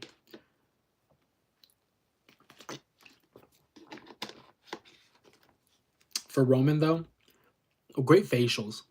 He has these great facial expressions that really tell a story, whether it's confusion, anger, pride. Roman Reigns in this second run as the tribal chief really has improved in terms of his storytelling. And He's mastered this ability in the ring where less is more. He doesn't have to do as much as other wrestlers because every maneuver that he performs is calculated. It has meaning to it. We don't do it just because there's meaning behind it. There's nuance. And he, alongside Paul Heyman, which I think is a dream team of a pairing, really has rejuvenated Roman Reigns as well as entered a new era for pro wrestling when it came to nuance, when it came to long term storytelling. I love what Roman Reigns has done for the business nowadays. I mean, early on, again, overpushed, but it took a minute. Rightfully so, he's where he needs to be. The Usos, one of the greats in terms of tag teams. Their chemistry as a tag team, at least, is fantastic. Love their stuff with the New Day, entertaining promos, entertaining matches.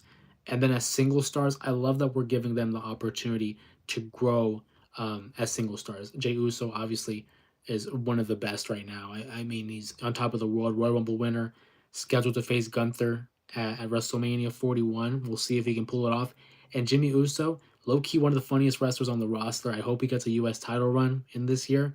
I think that's very much a possibility. I would love to see Jimmy have some championship gold around his waist at some point this year. He and Jey Uso, maybe they recreate that WrestleMania 20 ending where both brothers are champions. That'd be pretty cool. That'd be pretty cool. Things I hate about wrestling is when they couldn't have great matches like The Fiend versus the Demon Balor. Dude, missed opportunity. Big Show's first appearance in WWE at Vince versus Austin. Yeah, that's right. During the St. Valentine's Day Massacre, February of '99. It was a cage match between McMahon and Austin. Big Show, as Paul White makes his debut, throws Austin against the steel cage, and the cage swings open, and Austin is able to escape the cage and gets the victory. A creative finish, a memorable finish, and like you said, Salvi, a great moment there. Shout out. Yeshua loves you. Appreciate that. Do you think Roman Reigns will get his title back? Not anytime soon. Not anytime soon. He had the championship for 4 years. I think they're going to take their time. Honestly, I wouldn't be surprised if he doesn't win it back, but I think he probably will. I don't think this year, maybe not even next year. Um, I just think because he held it for 4 years, they're not going to go with him. Not yet, at least. I think it's soon. They're going to want to get Cody going. Tony says, do you stream during pay-per-views ever? I haven't. I've thought about it, but I haven't. Especially nowadays. So typically, Tony, I do have my setup like on my PC here, and I have the webcam and my microphone ready. Today we didn't. We went for the phone live stream because we're trying to get figured out with the internet connection here. For some reason, the last live stream was kind of lagging in and out. So while we're working on that, we're looking into that. I think it'd be interesting, but I have thought about it. I usually do post shows. So after the pay-per-view ends, then I go live and just discuss what happened. And again, I always do post some kind of community post giving a heads up when we go live. Thank you for the question, Tony. Who's your favorite top 5 wrestlers? That's great. So, number 3 solidified, and then 4 and 5 kind of alternate. Number 5, I've said The Rock, because The Rock was one of the first guys that really got me into wrestling. The charisma, the promos, and then once we got into the ring, it translated with the charisma. It definitely inspired me to pursue this as a hobby, potentially a career, because of his ability to speak on the mic early on. The Rock was a real proponent of me coming out with this type of content and voicing my opinions in a way where I'm able to connect with a broad selection of people all across the globe. New fans, old fans, doesn't matter. The Rock for me gave me that confidence, the way he spoke with confidence. Growing up as a young kid, he was the one that helped me out. And for that, love The Rock, love his work. Recently, I will say some of it's hit or miss, some of it, but he's number 5. Number 4, is The Undertaker. Just because gimmick wise, I think it's the greatest character in pro wrestling.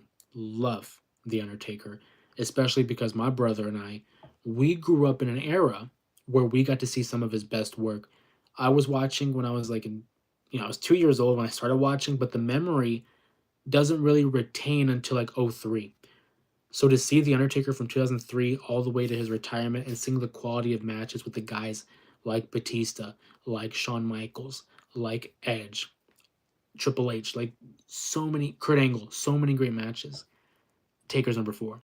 Number three, Eddie Guerrero, for all the reasons we've talked about during this live stream. Very influential for me, not only as a Hispanic, but as a wrestling fan. Number two, CM Punk. Number two all time. Promos in the ring, just overall, like the catalog of matches that I've been able to enjoy, and especially because of how I connected with him all the way back in '06 when he made his debut in ECW. Seeing the tattoos, the music, the theme song that he came out with by Killswitch Engage, This Fire Burns, was the theme song for Judgment Day 2006, the very first live show that my family had ever went to. So immediately was enamored with the wrestler CM Punk, seeing his style very reminiscent of like a Bret Hart, Shawn Michaels in terms of size, right? Technical, could be a great heel, could be a solid baby face. He's number two. Number one for me, all time, Shawn Michaels. Shawn Michaels was my all time favorite, still is my all time favorite. He could do it in the ring, great heel, great baby face, but for me, he was the one that really drove home the idea of work rate. I saw some of the greatest wrestling matches, and he was a part of it. WrestleMania 10, WrestleMania 12, anything with Bret Hart, the Jericho match at 19, the triple threat match at 20, him against Kurt Angle, him against John Cena, Triple H, The Undertaker, Ric Flair. Like, dude, I could go on and on. For me, the GOAT. Greatest of all time. I'm biased. Greatest of all time. That's my top five. Salvi, what do you think about WWE now working with the NWA? Are they? I mean, I know they're working with TNA. They obviously got the rights to Evolve, and they have Gabe Sapolsky working on that as well. I haven't seen it. Are they working with NWA? That'd be interesting, honestly. I like Mountain Dew like Sandman likes his beer. He's a big fan. What do you know about Yokozuna? That he was never Japanese. No, but Yokozuna, and it's been said ad nauseum, for a person his size, for him to move the way he did, impressive, right? WWE Championship or WWE Champion two times, a member of the legendary Anoa'i family, and actually, Solo Sokoa, if I'm not mistaken, is named after Yokozuna, like having the middle name Yokozuna at least. Um, but yeah, Hall of Famer, legend. Loved his stuff with the Undertaker, Bret Hart as well. Even got slammed by Lex Luger back in '93. Shout out to Yokozuna there. I also like Kane. Kane's a legend, man. Hall of Famer, all time great stuff, storyline wise. We love Kane. I hate Logan Paul. He's a good heel, man. I mean, this guy, the way he's translated to pro wrestling, you got to give him credit. He's doing pretty well. I got Mountain Dew Snuggie. That's crazy. Oh, I saw it, Salvi. Natalia. Was it Bloodsport or where was she going? I did see that Natalia is due for some type of appearance. Yes.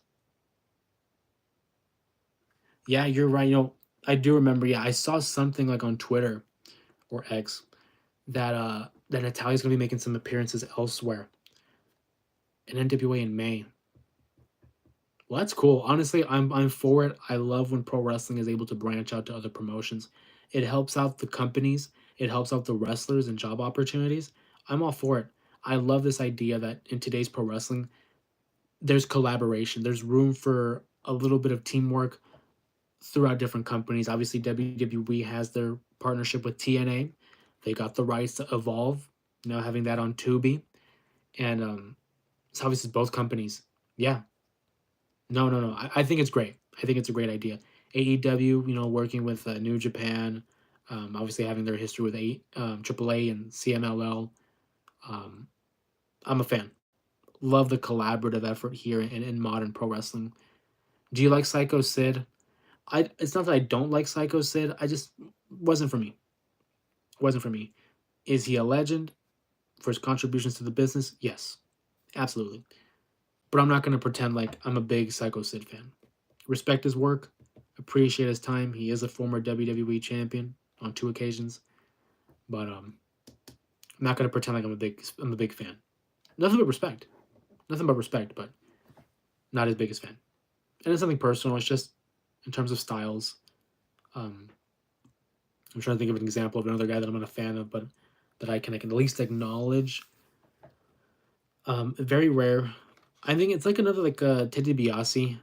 I can acknowledge his contributions to the business, but it's not like I'm gonna go home and say, "Wow, I feel like watching a Ted DiBiase matchup."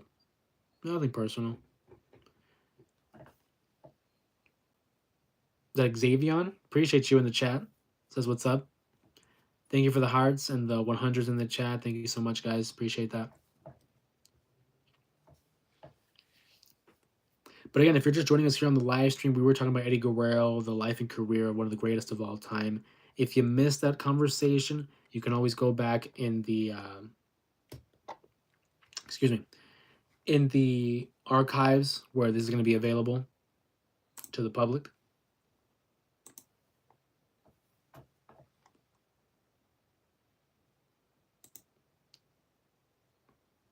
Ooh, I got where I got. Do you think Phoenix will show up in WWE? I do. Like fairly soon. I think some people were saying he might be there by WrestleMania. But I do think he's going to be there pretty soon. He recently was released by AEW, finally. I mean, it took him a minute there. But I do think.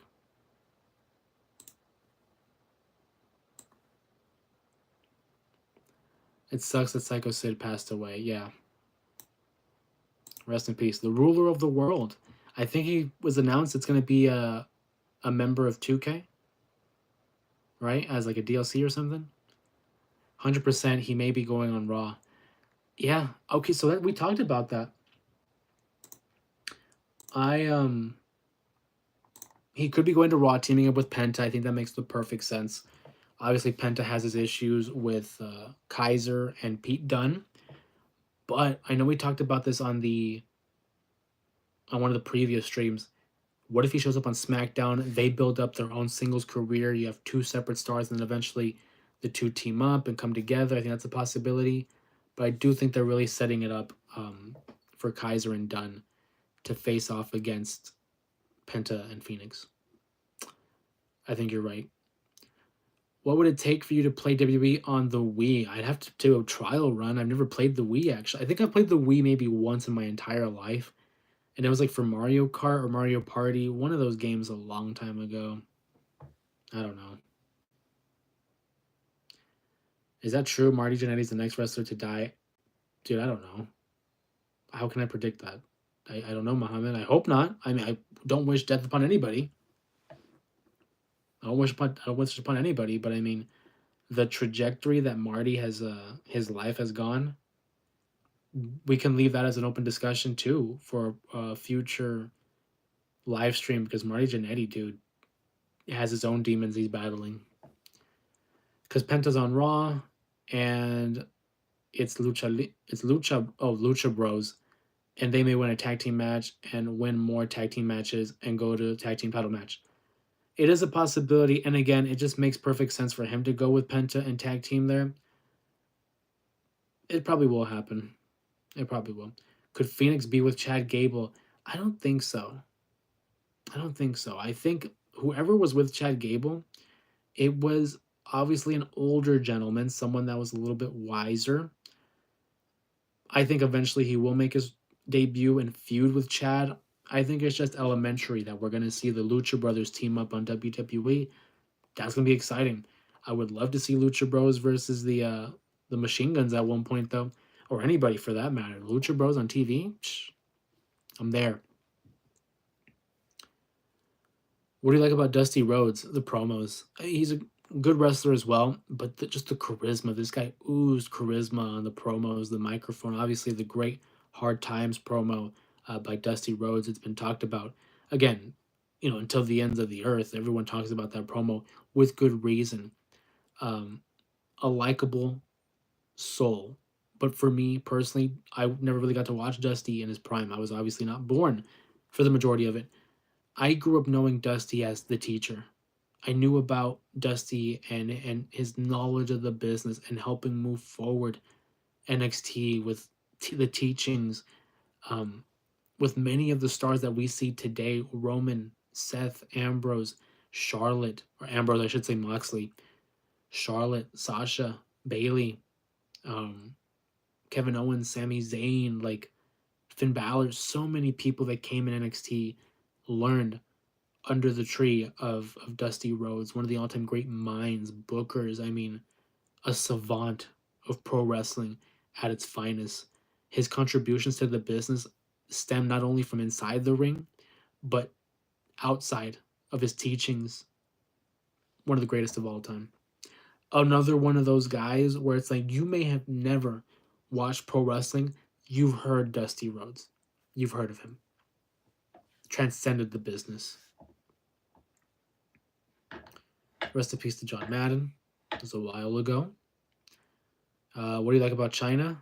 Johnny just asking me about everybody, huh?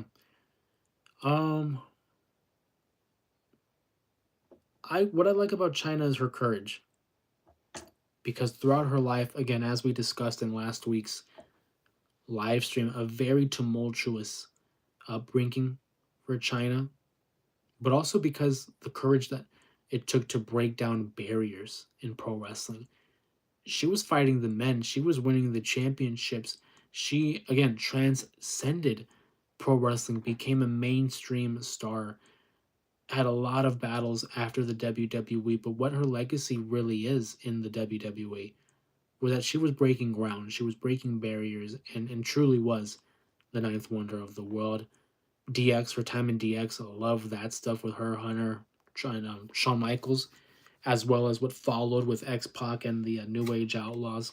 Her stuff with Eddie Guerrero, one of the most entertaining aspects of the Attitude Era. Rey Fenix maybe debuts in WrestleMania 41, and if he teams up, he may be in 2026. Rey Fenix has a chance of DLC, and it sucks that people who debut and get put on DLC. Well, I mean, yeah, but it's because he's not even there right now. Like, obviously, he can't be in the game. He's not with them yet. Um, if everything works, out well, yeah, he for sure will be in 2K26. I love it. What do you think? Oh, Johnny, sorry about I talk about all these wrestlers. That's fine. I welcome it because I like the questions. It's all good. Muhammad, what do you think went wrong with AJ Styles having a match with Carmelo Hayes? So in the interview with Chris Van Vliet, again, you guys know I love Chris Van Vliet's work and with Insight. He had an injury that he thought originally was like a broken foot, but it involved some type of a ligament getting involved in that injury. And some people were saying, well, some people, doctors, were saying it was a career ender. It was potentially ending his career. Thankfully, that's not the case. It was one of those things where he landed wrong, I believe, on his foot, and it was his first match back in quite some time, and he gets injured, has to miss some time. Thankfully, wasn't the career ender that was originally the prognosis. We love AJ Styles. He's back in the WWE. Can't wait to see what he does next. Have to enjoy him while we can because he's only going to be here for another couple of years. It says he wants to retire before the age of 50, and as it currently stands, he's 48. So enjoy the phenomenal one while we can. Thank you for the question. What's your overall thoughts on Carmelo's WWE situation? It sucks, right? It sucks. You don't want to see anybody get fired and get left behind. I will say my opinion on the stance of her being pregnant and almost getting punished because having a child. I don't think that has any credence to it because we've seen time and time again people like Alexa Bliss, Becky Lynch, even someone like Lacey Evans. They had children They had children and they came back after their pregnancy.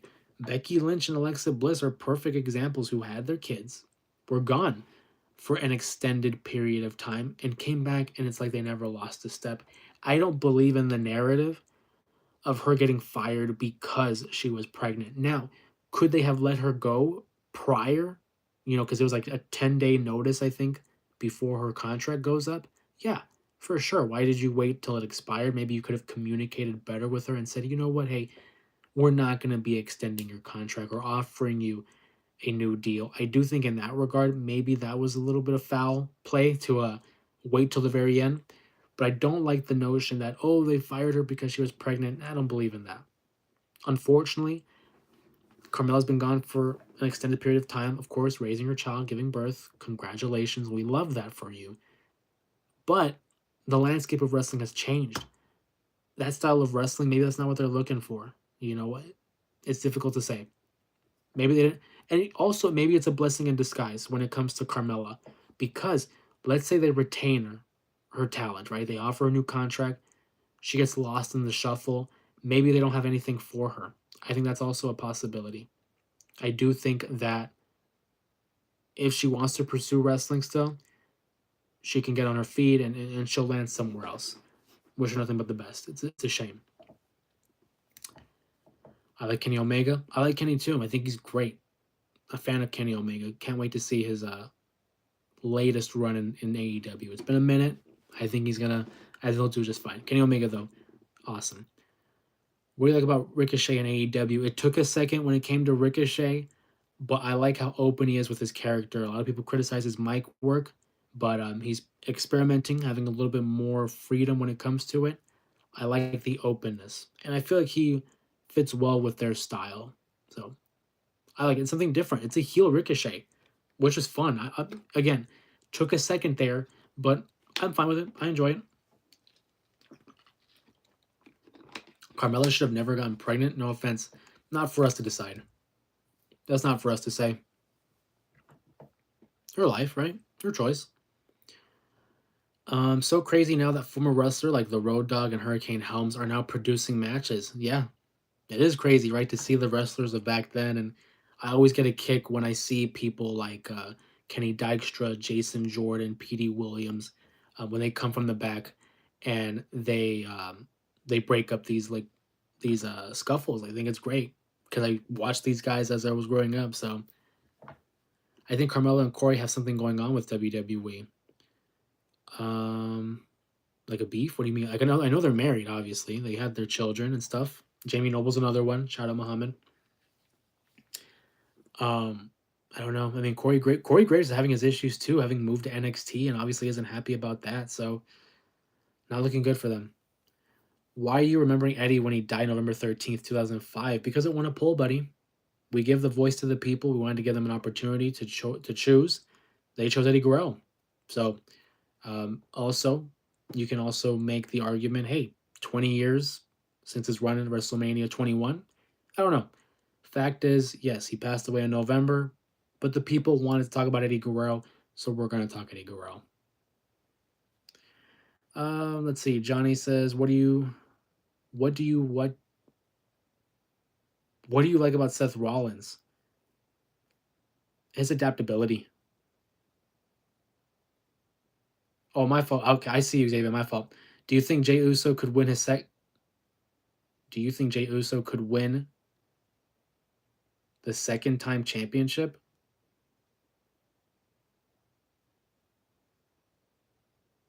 Help me out there. Do you think he could win his second time championship? I'll come back to you. Help me out with that one though. I want to make sure I answer your question appropriately. What I like about Seth Rollins, adaptability. He's able to change his characters and consistently become one of the better characters in WWE. I mean, in ring wise, I think he's one of the best. I think he's at his best when he's serious Seth Rollins. When he has a grudge, like against CM Punk, Roman Reigns, that's at his best. Love the cash in, one of the best cash ins of all time.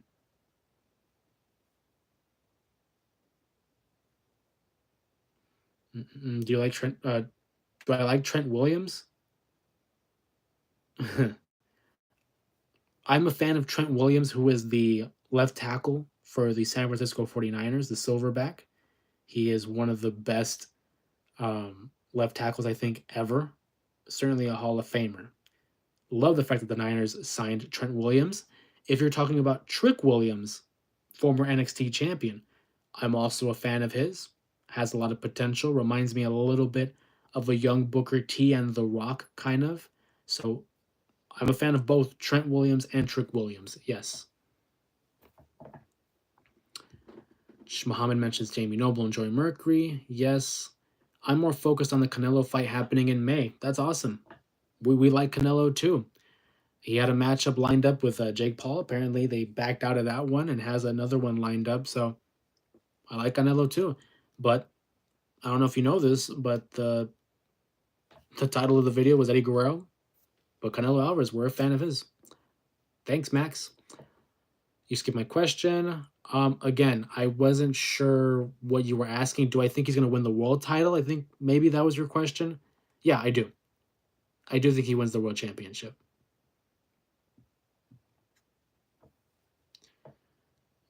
Mm-mm-mm-mm. If I was Triple H, I would add Corey Graves to a third-man booth, either on Raw and SmackDown. I'm just not a fan of the three-man booth, personally. I like the two-man booth. He could. So this way everyone will win. Not wrong. You're not wrong. Do I like Obafemi? Yes, I'm a fan of Obafemi. No, I'm pretty sure that was fake, the fight with Jake Paul. Maybe it was. And honestly, I wouldn't doubt it. Jake Paul is really good at advertising these things and, obviously getting the clicks. Maybe it was fake. I don't know. But I don't think Canelo should be fighting him anyway. I think Canelo should be focusing more on his legacy. He doesn't have to entertain the idea of fighting a Jake Paul. So, fake or not, I don't think it should happen. In your opinion, what could have saved Eddie Guerrero from dying November 13th, 2005? You can't predict it, honestly. He died of heart failure. He had issues with substance abuse. Unfortunately, that stuff sticks with you in your body. So it's like you can't get rid of that. If it wasn't going to be that day, it was going to be a different day. I think regardless, Eddie was going to pass away by a heart attack. I can't really say, in my opinion. Name a WWE wrestler for an edit. Ooh, okay. Let's go with for an edit. I don't want to go with the big ones, like the obvious ones, right? Let's go Randy Orton. Will you get 2K25 early? Thought about it, but at this point, it's because I want the physical copy. I'm a fan of the hard copies of the games, and those aren't available for pre-order right now, at least not where I get them from. So we'll see. Canelo would have won Jake if they fought. Honestly, yeah, it's crazy. It's a freaking it's nothing but entertainment. It's a spectacle. I mean, we saw the Mike Tyson fight, which honestly was a joke. It would have been a joke. He should not entertain it, dude. What's your favorite video games? I'm not really a video game guy. That's San Fran 5. I mean, you can see his stuff. Occasionally he streams his video games. His channel is linked on our homepage here on YouTube, San Fran 5. Check out his stuff. He does the occasional live stream. He's a video game guy. If it was up to me, I mean, I usually play like Madden, 2K, Mortal Kombat, those kind of things. Did you ever think Vince McMahon wouldn't be a part of the wrestling in the year 2025, but Linda is the U.S. Secretary of Education? I thought, honestly, that it would have to be Vince passing away for him not to be a part of the business. I never thought he was going to retire or step down. I honestly thought he was going to have to pass away. And he didn't, obviously. What happened. Linda being the Secretary of Education is crazy. That is crazy. Benoit was a great wrestler as well. Benoit was a great wrestler. But obviously, for obvious reasons, we can't really talk about him in the public eye. But I do think he was a great wrestler. SmackDown vs. Raw did actually predict it. It was ironic, coincidental, What I like about Randy, the RKO is the best. I think the RKO might be the best finish of all time. You can hit it whenever. You can hit it on anybody. Innovative, unique, creative. It's a great finish. Love Randy Orton's heel work in 2009. The bald-headed Randy. He was a menace, punting everybody that came across his way. Honestly. Knowing that John went heel, I'm hoping he comes back as Doctor of Thugonomics. I would like to see that. I don't think they'll do it just because I feel like fans want that. And they want him to be booed. They don't want him to be cheered. If you bring back the Doctor of Thugonomics, it'll be like fan service. And it's going to give people a reason to cheer. I don't think they want that. I think they want a fresh take on Cena. New theme song, new gear, new attitude. Love the Doctor of Thugonomics. Don't think we're going to see it. I like your Jason mask. Thank you. It was a Halloween costume a few years back.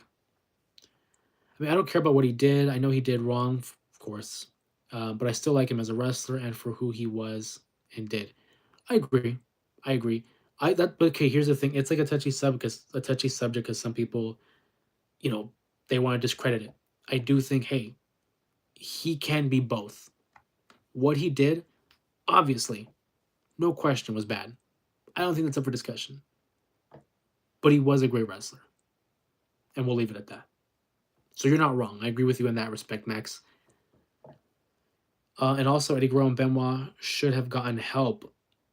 Benoit definitely should have. Eddie Guerrero, I mean, he went through rehab. He was a born-again Christian, was able to bounce back. But again, when you abuse substances like that, it catches up with you. So because of Eddie's passing, that's when they introduced the wellness program, the drug testing, and they were more, how could I say, they really cracked down on the uses of substances, or so we thought. Because back in 07, they had like an outbreak of performance-enhancing drugs, and I think Benoit definitely could have benefited from more help in that regard. Because Eddie Guerrero's death, it really influenced Benoit and expedited his decline. So I do agree with you in that respect, Muhammad, that Benoit definitely should have gotten more help. 09 Randy should come back. Maybe.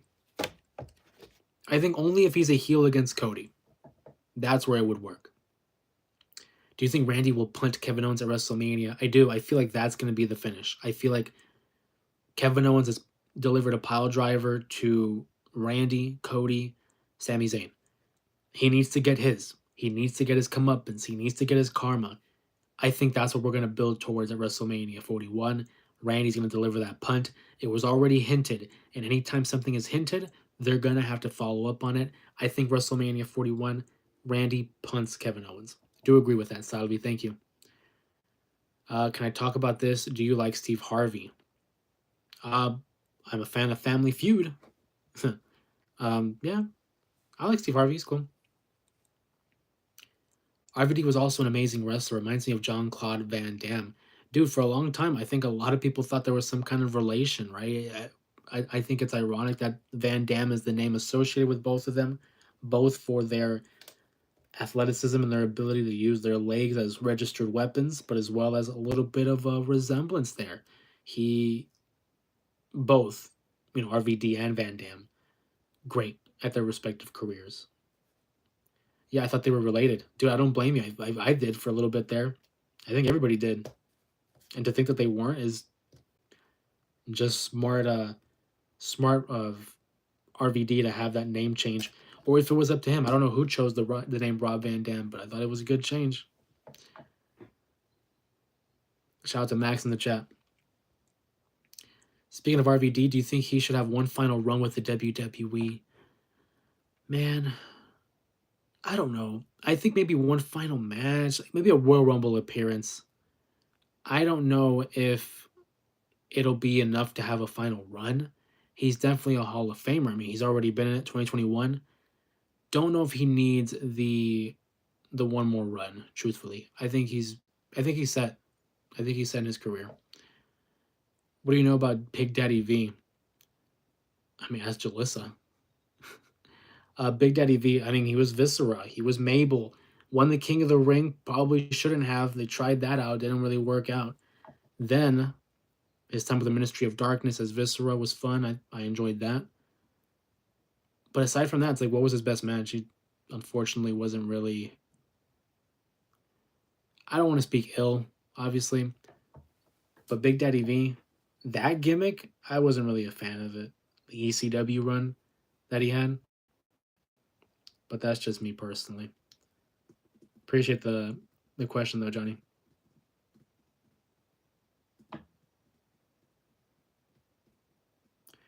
Did you see CM Punk's reaction to Jeff Hardy retiring him? Actually, no. I haven't seen this. He acknowledged that because I know Jeff Hardy talked about potentially having a match with Punk and having fun with it, saying that he would love to retire Punk and give him a receipt for their feud in '09. But I didn't know Punk responded. I'd have to look that up.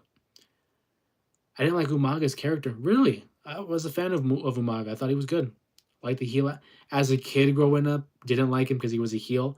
But now as I'm older, it's like I can appreciate his work and his matches against John Cena. I thought were great. That's interesting. Big Daddy V and RVD were in a movie together. I didn't know that. Both of them are my favorites. They're great. RVD and Jeff Hardy. Their feud in '09 is great work. Great work. Love the Ultimate Warrior. Legend in the business. Controversial figure in real life. But yeah, awesome theme. Awesome theme, awesome entrance. But yeah, Ultimate Warrior's cool. I like his stuff with Randy Savage. The retirement match, WrestleMania 7. Great match. Great moment. I mean, Hardy and Punk. Yeah, I know. I agree with you. I know. Yeah, no. I knew what you meant, Muhammad. That's why I was talking about their '09 feud. It was a great feud. Yeah, he had an amazing physique back then. I'm sure you've heard of it, Max. You ever heard the theory that there were two Ultimate Warriors and that the first one had passed away? Isn't that crazy?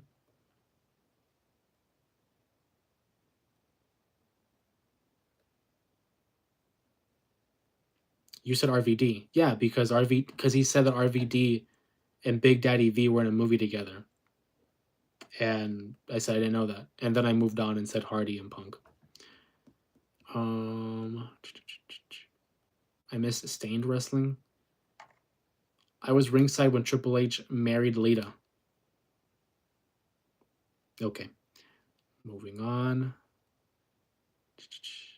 I like when Sting made an appearance to attack Rollins. Yeah, what a moment, right? I mean, that's crazy. Sting in WWE. Never thought that would have happened. Wrong side of town. Never knew that. Yeah, I know they were in a movie together. Two Ultimate Warriors. Yeah, so like Ultimate Warrior, obviously, as we know and love him, he had his run in the late '80s to early '90s. He had left for quite some time after the WrestleMania 7 matchup, and he makes a return at WrestleMania 8, saving Hulk Hogan from Papa Shango and Sid Justice. But his physique was different. He looked a little bit more slimmer. Hair was a different color, had different gear on. And so like there was this wrestling conspiracy online that the original Ultimate Warrior had passed away and that this was a new Ultimate Warrior. Some people thought it was Kerry Von Erich, the Texas Tornado. Again, because it was a different physique, but it was basically because of the steroid trial. So a lot of the wrestlers began slimming down. Hulk Hogan slimmed down in 92, 93. So there was just that wrestling conspiracy that two warriors had passed away. Oh, sorry, one warrior had passed away, and a second warrior uh, was finishing off that run. Don't buy it. I mean, 96 was another one. When he returned in 96, people were like, "Oh, it's a different warrior." It's the same. Jim Hellwig is the only Ultimate Warrior. What do you like about Lita? Her moveset, the Hurricane Rana, the moonsault, cool. In a word, Lita was cool. Her time with Team Extreme, you guys know Hardy Boys are my favorite tag team, so you know by default we love Lita. It was filmed in London, Ontario, or somewhere near there. You don't remember them getting married in the ring? Triple H and Lita? Do you mean Edge? 2004. Yeah, not Ed. I mean, not Triple H and Lita. because Edge and Lita got married in 05. Off topic, but what do you think about ranking WWE movies or wrestlers in movies? Do you remember about The Undertaker versus Undertaker at SummerSlam?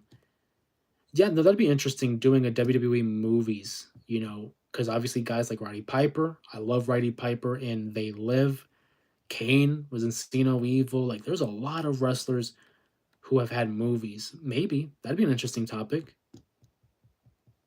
Or if you're saying just WWE movies, that could be like the Marine, like those what's it called? The movie studio that WWE had, like 12 rounds and all that. Maybe that's a possibility. That's interesting. Do you remember? Yeah, Undertaker, 1994. It was obviously our Undertaker versus Brian Lee, the Underfaker. Not really fondly remembered, but it's like, yeah, of course. I remember I mean, I wasn't around, but I remember rewatching the reruns and seeing the lead up to it. Interesting time. What do you like about Luke Harper? Luke Harper as a part of the Wyatt family was cool. I really liked Mr. Brody Lee when he got to AEW, the TNT Championship, becoming the leader of the Dark Order. That for me, Brody Lee was awesome. I really enjoyed it. That heel version of Brody Lee. Great match against Cody Rhodes for the TNT title, the dog collar matchup. Lita was a part of the train before she started in actuality in WWE. That's correct. She was also in ECW as a Miss Congeniality as well for a short time there. A quick call out there by Sanford 5. We should watch CM Punk the movie. That was good. I know Raw is on Netflix. Do you think Triple H should introduce Netflix title? No, I don't. No. The WWE doesn't need more championships. They already introduced those mid-card titles for the women. Don't do a Netflix title. I don't think so. The Chaperone. Oh, God, that was a bad movie. Blade, Trinity. Yeah, back in 2004. Ryan Reynolds and Triple H. Wesley Snipes. Yeah, my bad. It was Edge, but it was definitely 2004. You reckon they decided not to show it? The wedding was in 05. But, what do you mean not show it? Because I remember they had gotten, because Edge didn't get with Lita, and this is on TV. I know what happened behind the scenes. I'm talking strictly on TV. Edge and Lita got together after Lita betrayed Kane in May of 2005. And then they got together, and in the summer of 2005, that was the whole Matt Hardy stuff. They had the wedding. Matt Hardy's music played as a way to garner heat, and that led into their SummerSlam 2005 matchup. So that's why I know that Edge and Lita on TV got married in 05. Now, Kane and Lita got married in 04. Maybe you're talking about that. I saw Lita in a wedding dress in 2004. I was ringside, dude. Dude, that was probably the Kane one. Because she got married to Kane in 2004. 2005 was the Edge one. Do you speak Spanish? I do. Claro que sí. And there were two Sin Caras, right? Yeah, one was Unico, and obviously the original Sin Cara. Oh, yeah, it was Kane. That's what I'm saying. I'm like you're not wrong. Like, we're both right. I see you. Um, is that Jimbo or Jimbo? Jim Bob? I see you. Like, neither of us are technically wrong. Like, she did get married in 04, but it was with Kane. Like, you're not wrong. Dude, don't even worry about it. It's all good. It took us a second, but we got there. You were half right. That's hilarious. Yeah. But she did get married in 04 with Kane. Dude, that's terrible. Honestly, the fact that she had so many marriages, we're over here arguing who's she married to, who's she married to. That's funny. Don't even worry about it. Sin Cara, yes. What do you know about Big Boss Man? Ray Taylor. Obviously, Cobb County, Georgia, right? And his time in the corporation. One moment that sticks out is obviously WrestleMania 15 when he got hung by The Undertaker. Obviously, the feud with Big Show over his father's funeral. Yeah, a lot of memories regarding Big Boss Man. I was on holiday there in August 2004. That's where I saw the marriage. Yeah, we figured that out. Shout out to Jimbo. Uh, I think a great topic, wrestler in movies. You're not wrong, Salvi. I gotta do homework though.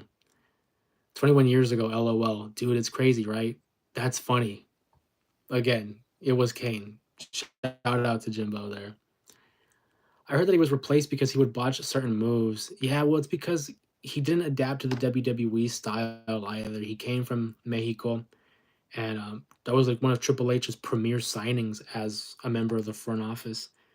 You know, I think it was part of one, he would botch a lot of moves, but also the unwillingness to adapt to their style.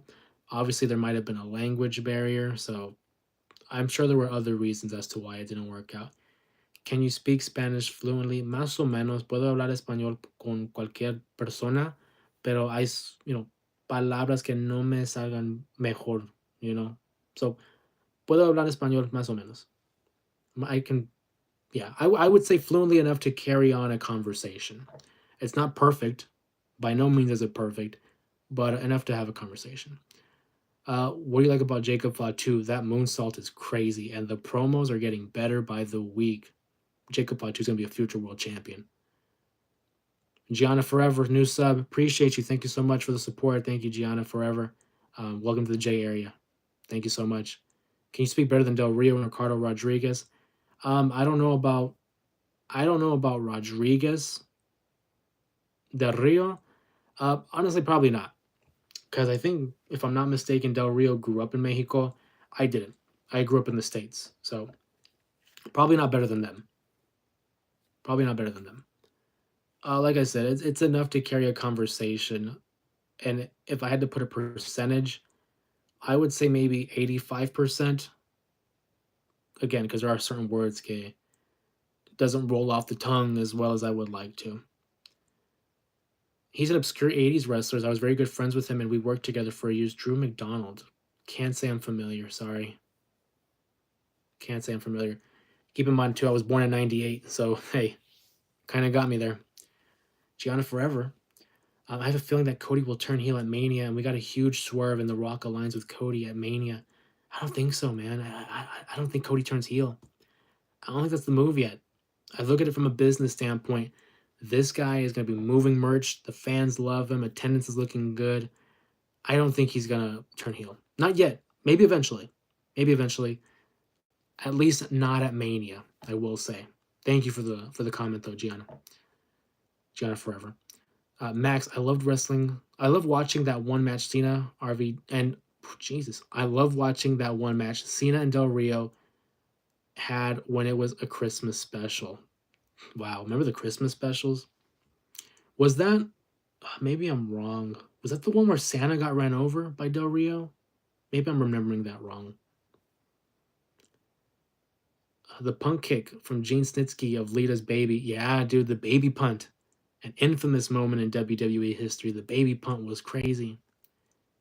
Cena opening a gift, and the fire extinguisher. Grant McDonald. He was a part of that Bog Daddy UK wrestling scene. I can't say I'm familiar, man. Sorry. Oh, the Big Daddy UK. Yeah. Sorry. Still brushing up on my UK wrestling scene as well. I will confess.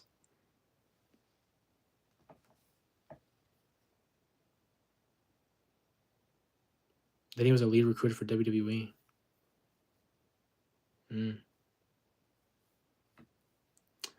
Are we going to see Jade versus Naomi at WrestleMania? Maybe. If not, the SmackDown before. Because you know how recently, leading up to a PLE, the SmackDown or Raw has pretty big matches. If not WrestleMania, probably the SmackDown. But I don't know. Part of me thinks it was a Naomi. And I know that's crazy because it's like, well, she attacked her. I think maybe Naomi was set up. I think someone else may have done it. And Naomi's actually free. Or innocent. But I'm not 100% sold that Naomi did it.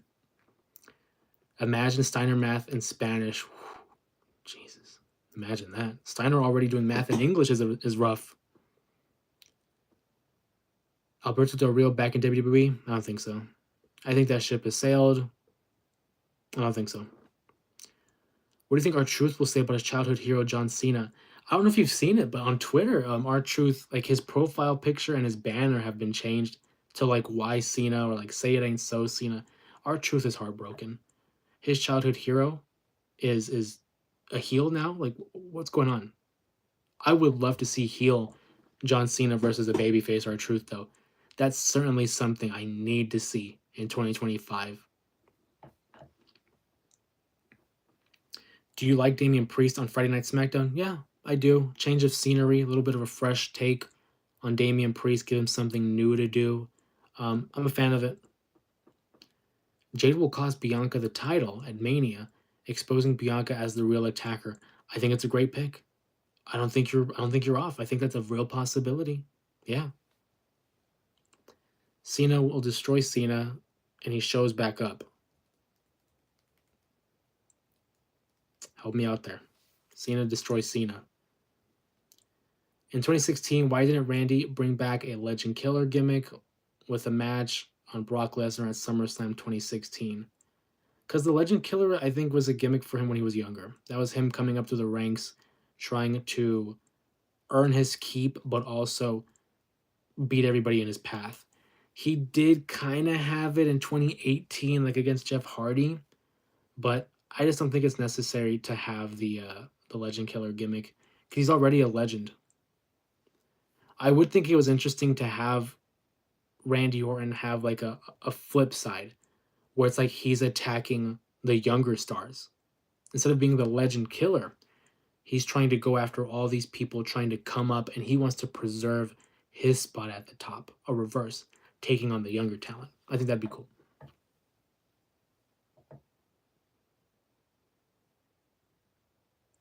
Cena will destroy our truth. You're right. I think you're 100% right, Gianna Forever. But it's still something I want to see. The interaction between the two, a vicious side of John Cena being the holy hell out of our truth, that's heat. That's heat. What do you like about McFlurry? I like the Oreo McFlurry. I like the M&M McFlurry, but I'm more of a fan of the Oreo. It will get the match done.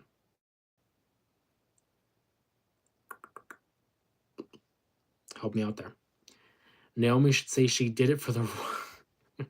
This is why I love Salvi's comments. He knows how they know how to get me laughing. Naomi should say that she did it for The Rock after attacking Jade in reference to her father-in-law Rikishi. What a callback! What a callback! What a great heel turn too, because she technically is a part of the bloodline, right? Do it for The Rock, final boss. Hey, love it, love it.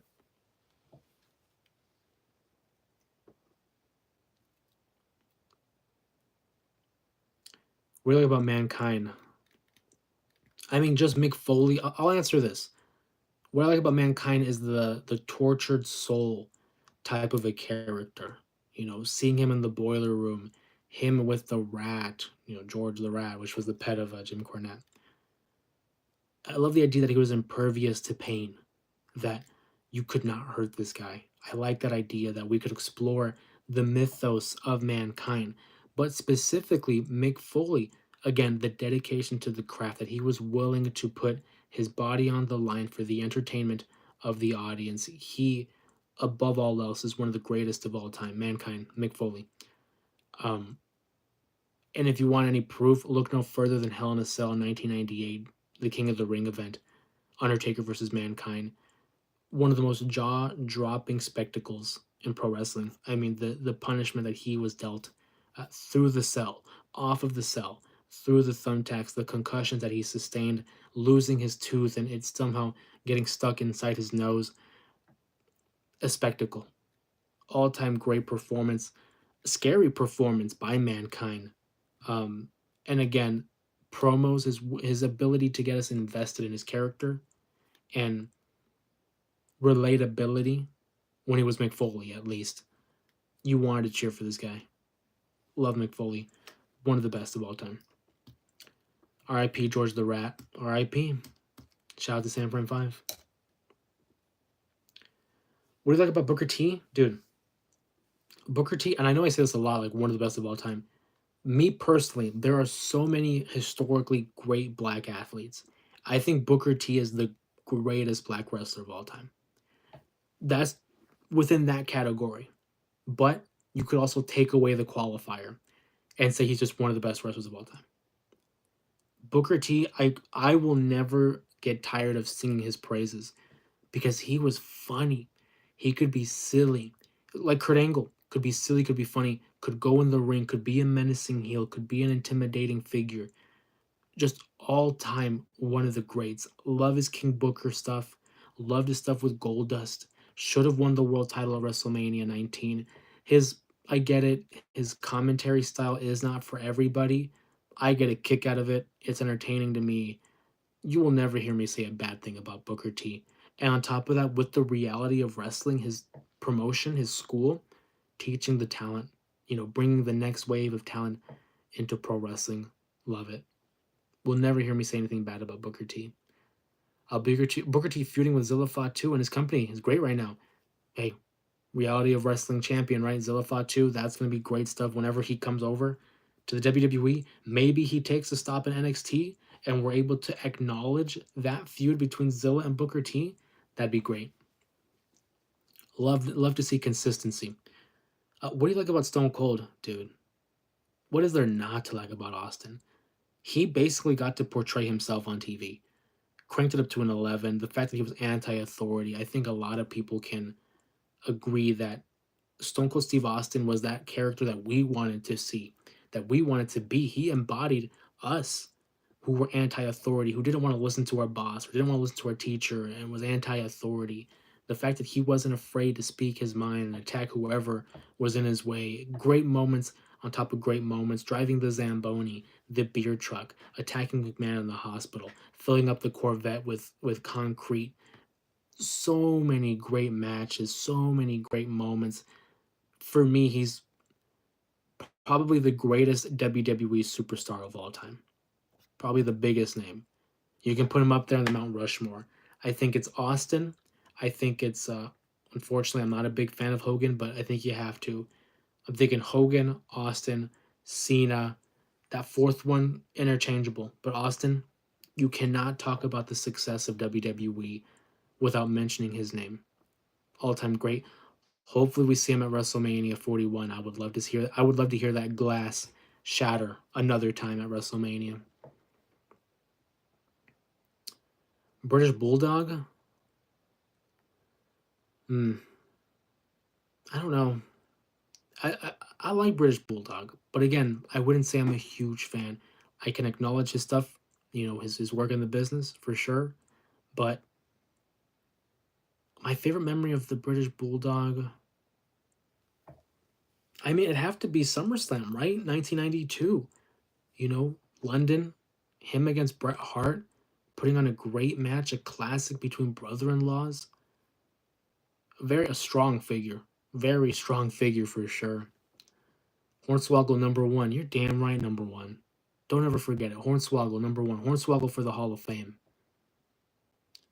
Thoughts on Pepsi Man? Who's Pepsi Man? Is that CM Punk?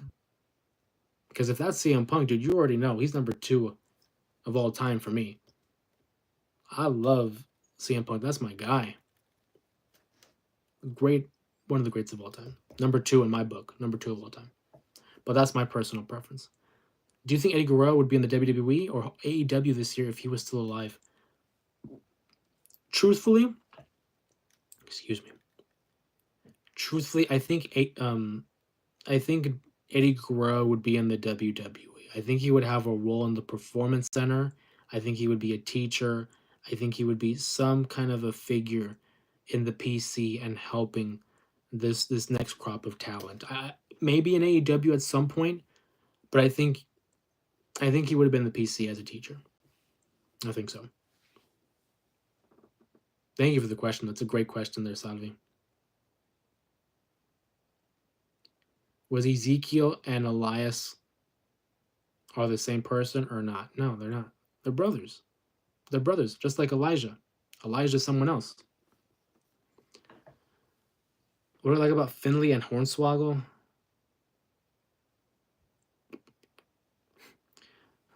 I don't think this is a good answer. My favorite Hornswoggle memory is WrestleMania 28. 28? WrestleMania 24. When JBL threw a trash can at Hornswoggle, the cell was hilarious. I thought that was great. Finley, I love that he loves to fight. Not knowing Pepsi Man hurts. If you see a picture, you'll know Pepsi Man. Send me a picture. Pepsi Man.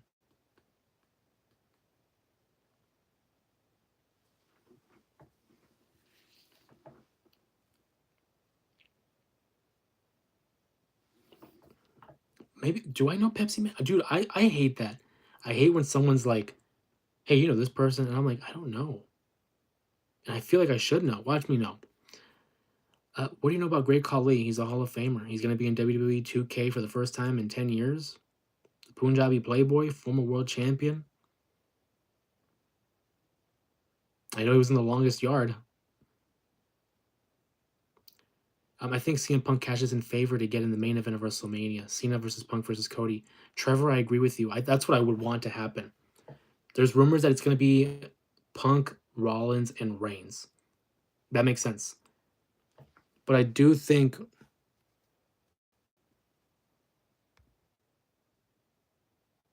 I don't know who Pepsi Man is. Almost lost me there. I saw the picture. I don't know who that is.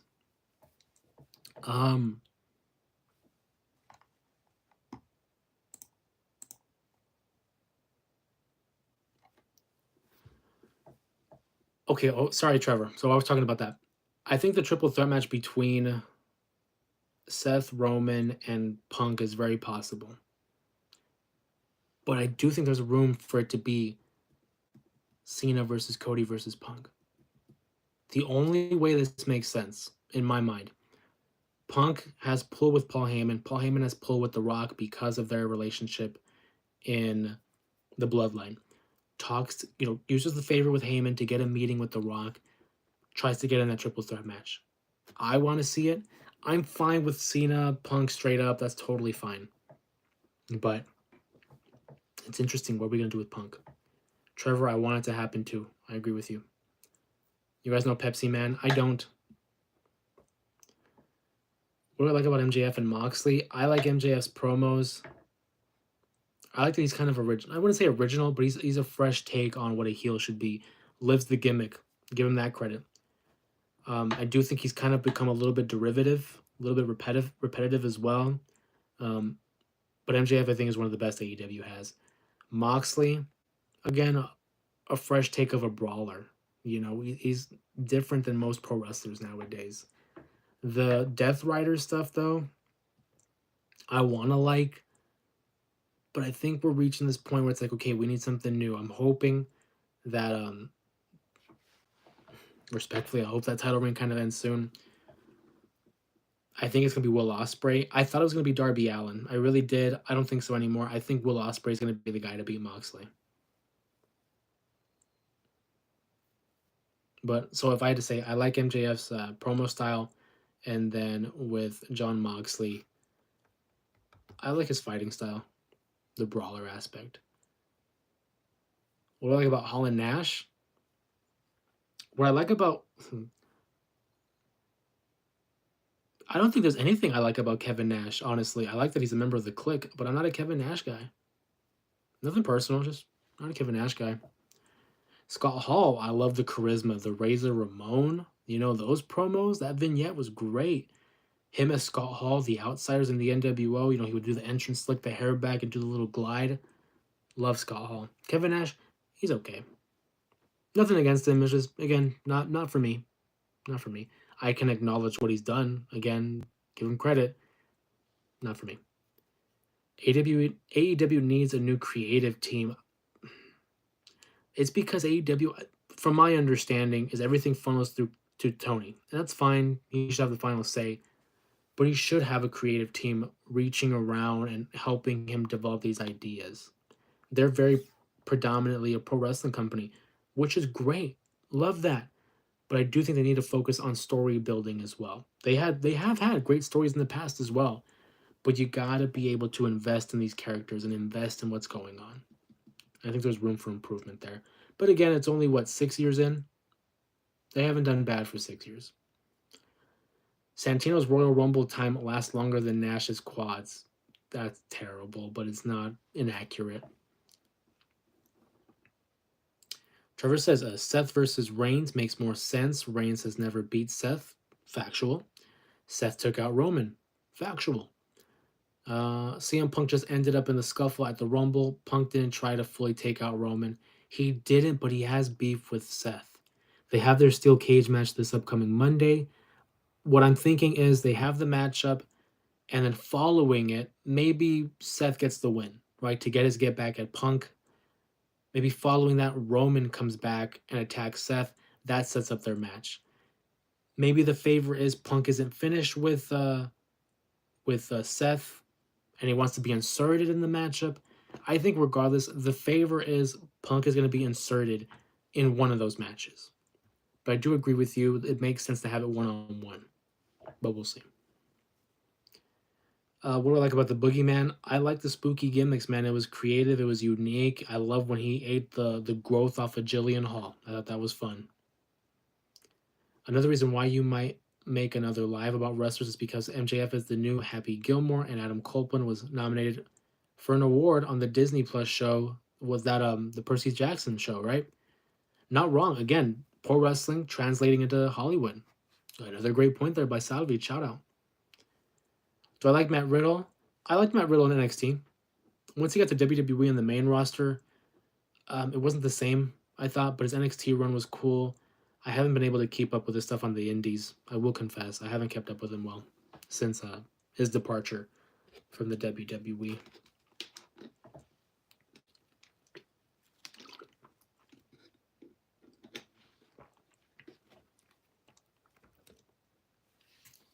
Wow, we are about to run on for near 3 hours. Little by little here, we're going to start to close down. We'll stick up for another maybe 10 to 15 minutes. A lively chat, though. Love it. Appreciate you guys on a Thursday night. What do I like about JBL? His commitment to being a heel. What I like about JBL is he willingly said, I don't want any merch. I don't want any merch because he didn't want to be, making money. He wanted to be a heel, and heels shouldn't have merch. I love that mentality. He's very old school. Matt Riddle back in the WWE? Maybe one day. I don't think it's ruled out. I think it's a possibility. I hate CM Punk being in another rivalry like it's been a year and we all need a title match for him. I agree. I'm totally fine with the Seth stuff because this is only the second one-on-one match that we're going to have between the two. But I do agree with you that I want to see him in the title match. I kind of want to see him win the world title. Not the WWE title, the world championship. But yeah, I do want to see him in a title match. I agree with you in that regard. Thank you for the comment.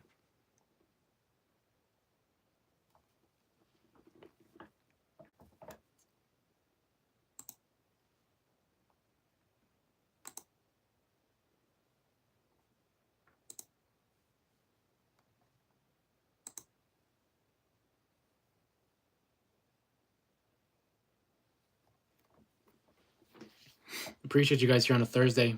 Earlier in the stream, we were talking about Eddie Guerrero, the legacy and the career, just a career retrospective of him. If you guys missed that, please go ahead and check back in the archives, and we'll discuss that. So appreciate that.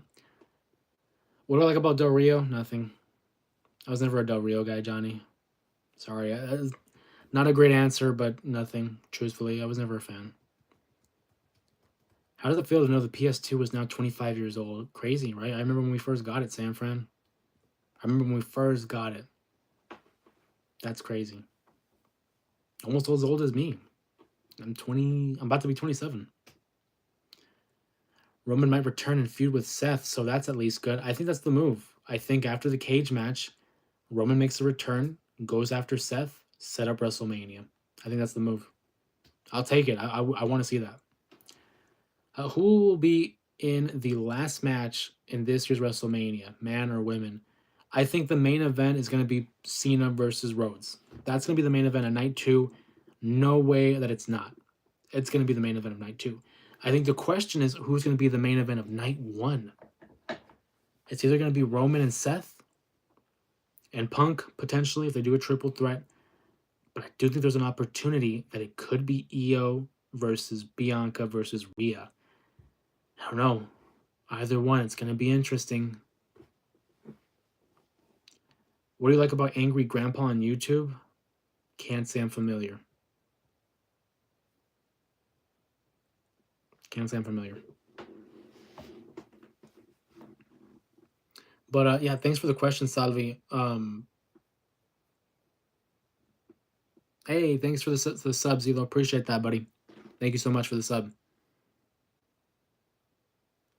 Ganja, you smoke the devil's lettuce? No, can't say I do. Nothing against it, but it's not for me.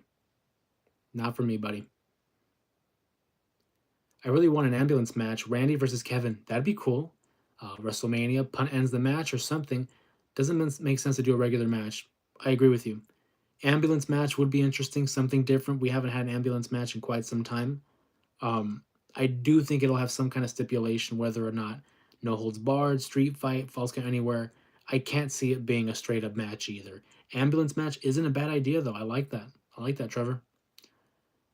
I really hope Jay will main event WrestleMania, but at the same time, the Gunther feud is going. Yeah, it's taking time to build up. I do agree, but I don't think it's going to be the main event. Unfortunately, we know Cody and Cena's night 2 for sure. Night 1, it's going to be either the Punk Seth Roman feud potentially, or the women's 3-way. One of those. It's a shame though. I don't think it's going to main event, unfortunately. What do you like about Mike Tyson? Vicious fighter. I mean, the tenacity. This guy was ferocious in the ring as a boxer. This man was able to end fights in seconds. First round knockouts. People pay big money to see those fights, and he was knocking people out in the opening round. If there's anything Jose smokes, it's smoked barbecue. Amen, brother. Amen. What's your dream destination to go for WrestleMania, and who would be the main event? Aside from my hometown, because I have seen it, a dream destination to go for WrestleMania. I think the obvious answer is London. You know, like Wembley Stadium, something like over there would be great. What would be the main event?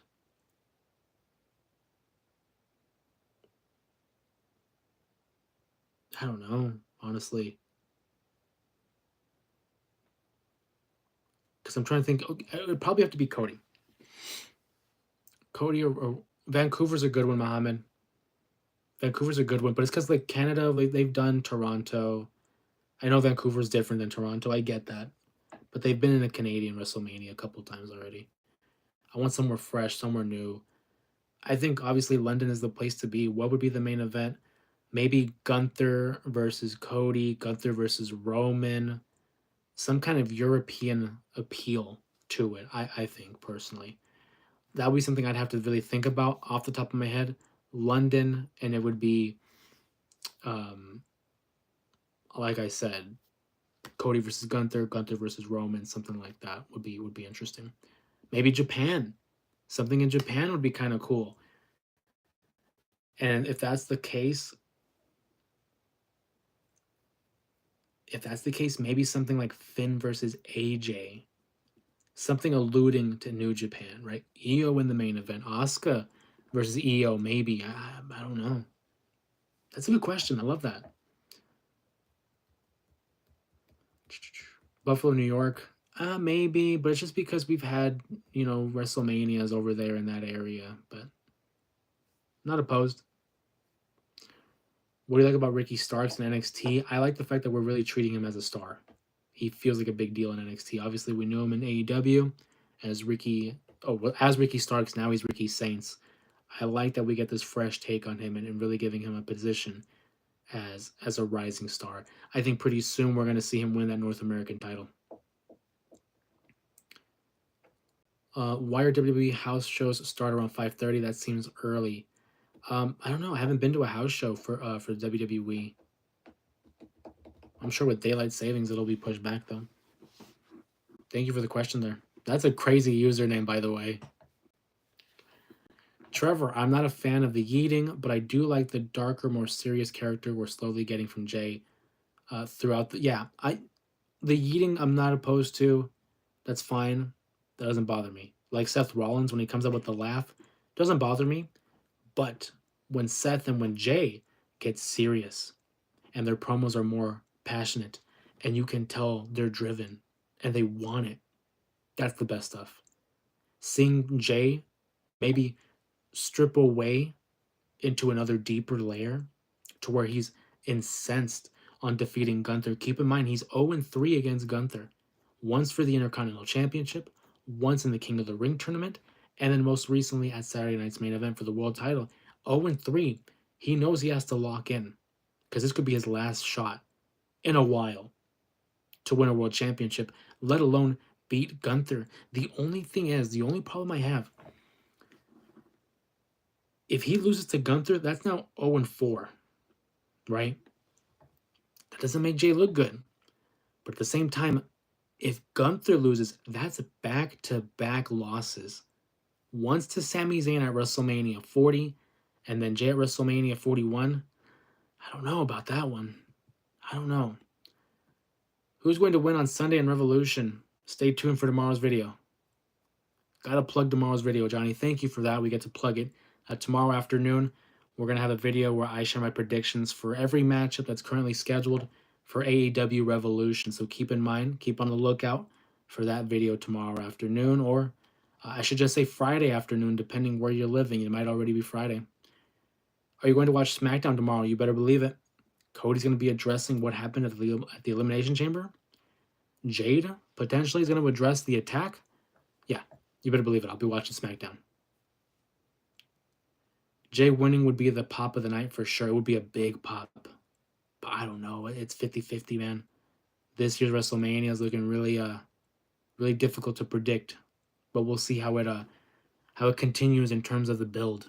Interesting stuff. Thank you, Trevor. And Johnny as well for those questions.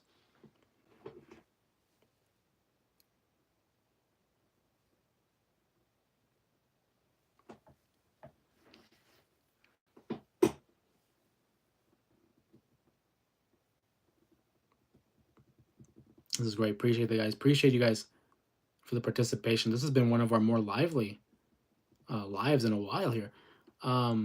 Last week was great with China, but this one's, it feels like it's bigger. I see as soon as Jacob Fatu is done facing Solo, he should really face huger stars for the titles. Agreed.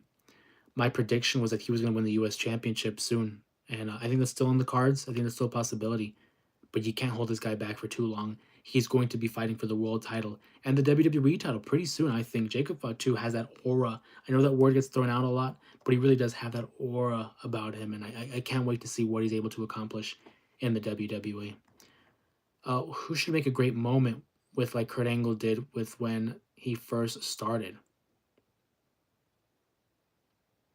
Who should make a great moment with like Kurt Angle did? Oh, Cena. Oh, I'm sorry. Cena I'm asking about. Johnny, who's my favorite baseball team? The San Francisco Giants. Who should make a great moment like Cena? Ooh, I don't know. In terms of like a debut? In terms of a debut, I mean, you could say Ricky Saints when he gets to the main roster. What I would like to see is someone step up to Cena. But I don't think it'll be like a debut. What I would like to see is Cena having like an open challenge. He's a heel Cena. He could be babyface 2 down the road, whatever the case. But Cena has an open challenge like Kurt Angle. And we see someone step up like a Carmelo Hayes or like an Austin Theory. One of those guys. Have them get a moment with John and get them over. Carmelo Hayes, fantastic. I want to see more with him.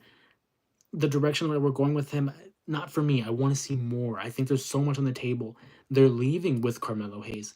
And then with Austin Theory, there's already built-in history. Turn Austin Theory babyface. And this could be the way to do it against a heel John Cena. Or again, a babyface John Cena, either one.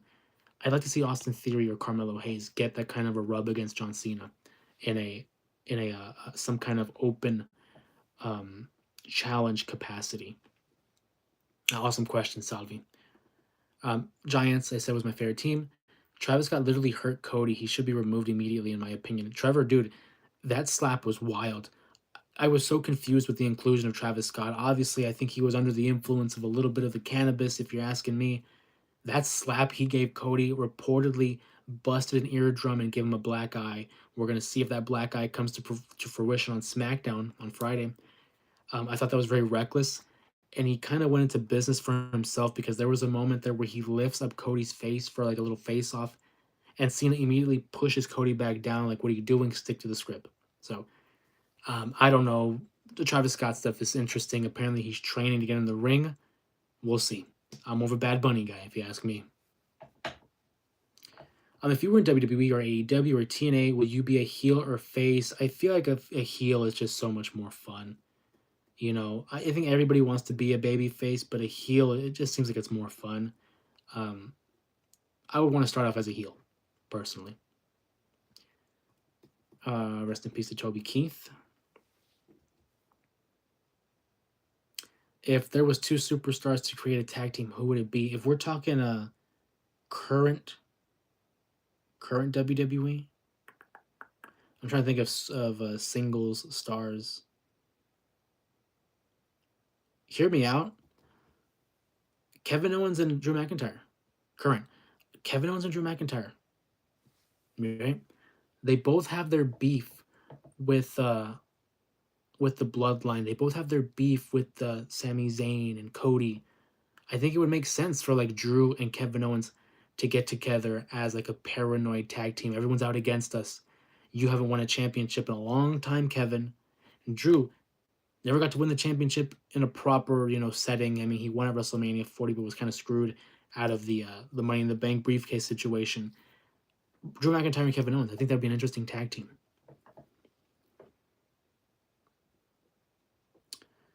Travis literally let people die at his own concert. Where's Triple H thinking? Yeah, well, yeah, you're not wrong.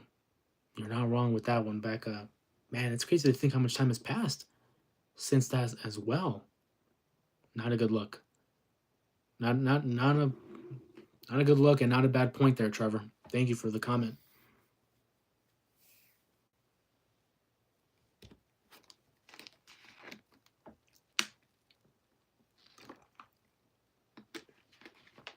We're gonna go for a couple more minutes here. Feel free to drop in some more comments or questions. We're gonna go for a couple more minutes here on the live stream. Appreciate you guys again on Thursday.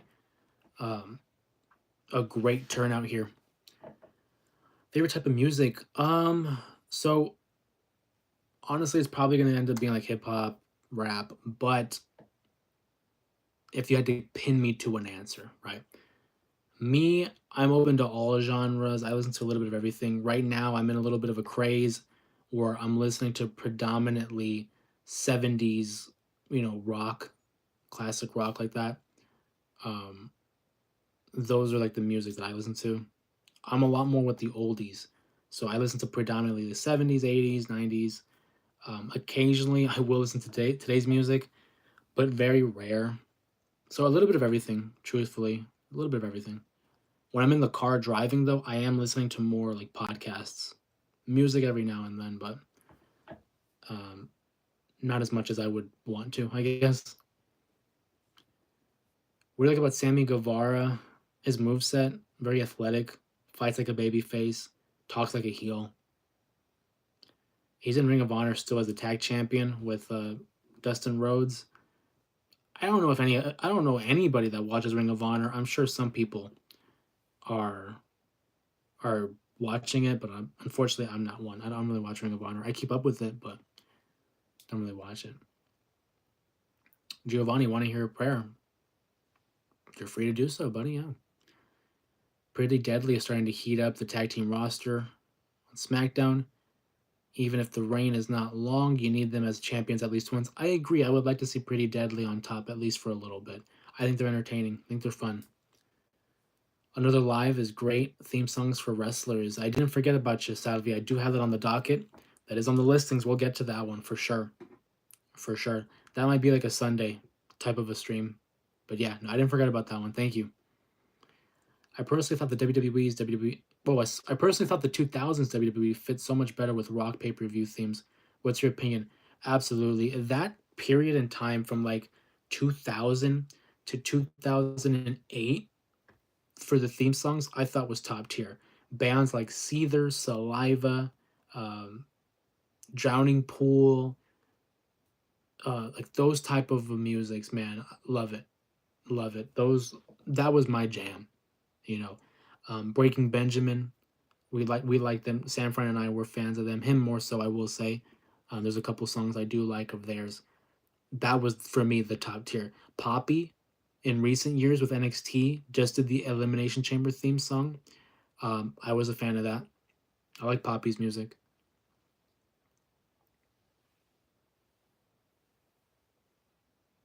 Appreciate that, Giovanni. Thank you so much. Amen. ACDC, uh, I wouldn't say I'm a big fan. There's some songs, but it's like I feel like their stuff is overplayed for my taste. I am nothing against ACDC. If you're a fan, that's cool, but I'm not gonna pretend like I am. There are some songs I like, but I'm not gonna pretend like, oh, I'm a big fan. I'd probably line up more with Metallica, truthfully. Christian Cage doesn't get enough recognition. Shout out to Giovanni. Doesn't get enough recognition. One of the all-time greats. Big fan of Christian Cage. I wonder what Carrion thinks about Xavier teaming up with Kofi, but his heels. Called it, right? Called it. He wanted him to be a heel. Didn't think Kofi was going to turn either, so. But I like it. I'm a fan of the New Day, fan of Karrion Kross. Breaking Benjamin, Blow Me Away is goated. 100%. 100%. That one and Polyamorous. That one, I love that song too, by Breaking Benjamin. If You Rock Like Me, yeah, that was a good song for SmackDown. Papa Roach, loved that for Raw. It was great. Nickelback, not against Nickelback, but again, not for me. Halo 2 for the win. San Fran's a big fan. I like they did Poppy was a good choice for sure. Kind of nice bringing something like that back. I agree. I'm a fan of Poppy stuff. I think it's great, especially in NXT. But they're going with more mainstream music too, so which is fine. I get it, but I kind of prefer the old rock music when it comes to WWE. Tonight is the Night. I wasn't a fan of it. It was okay for Raw. My favorite Raw theme is Across the Nation, for sure. Across the Nation, I think, is the best one in like the 2000s. Papa Roach was fine. I like Papa Roach. The To Be Loved, that was cool. But Across the Nation. If you had to choose now, who would be Eddie Guerrero's mommy right now? I think Rhea Ripley, dude. And that's not just because it's her name, but I just think it fits the mold of China. That dynamic between Rhea Ripley and Dominic really, I mean, it was clear it was reminiscent of China and Eddie for good reason. I think it's the obvious answer.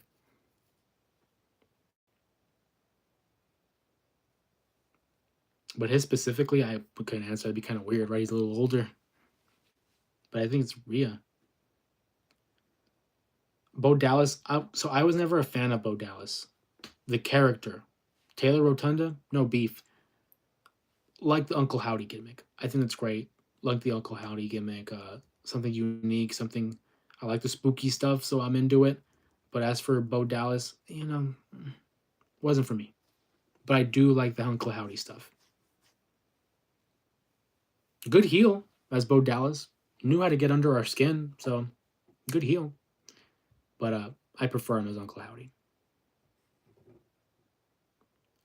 Rhea's finding her way to WrestleMania. Count on it. I think so. I think she's going to get some kind of rematch. Find a way into the matchup between Io and Rhea, or excuse me, Io and Bianca. I think it's going to be a 3-way. I agree. Right on, Trevor. Right on the money. You and I thinking the same. Count on it.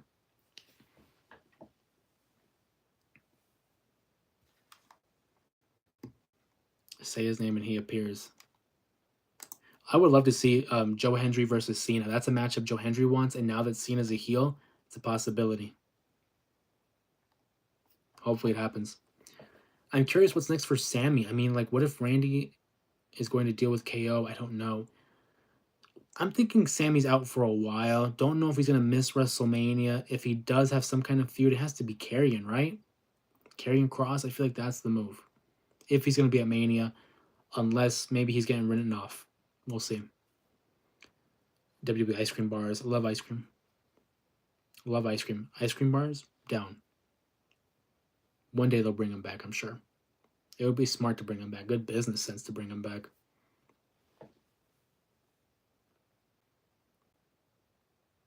Muhammad agrees.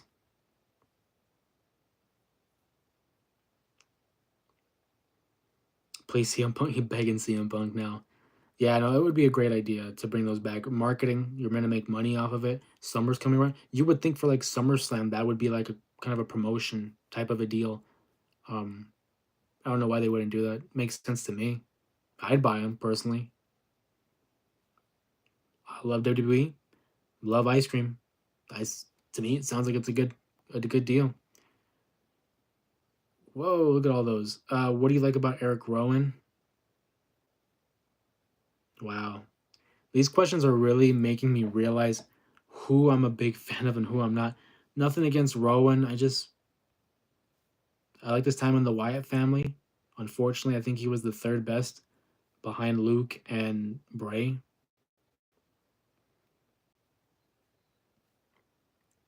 I want heel Randy, please. Randy, yeah, a heel Randy would be cool. But I think him as a babyface versus Cena heel should happen first. That'd be cool.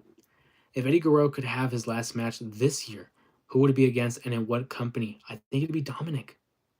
Talk about long-term storytelling. If Eddie was still with us and he was still wrestling and he got to pick his last match, I think Dominic, dude, that'd be a great matchup to end it all. His son, and putting a cap on that custody of Dominic matchup, I think that'd be a great call. Dominic would be my answer in WWE.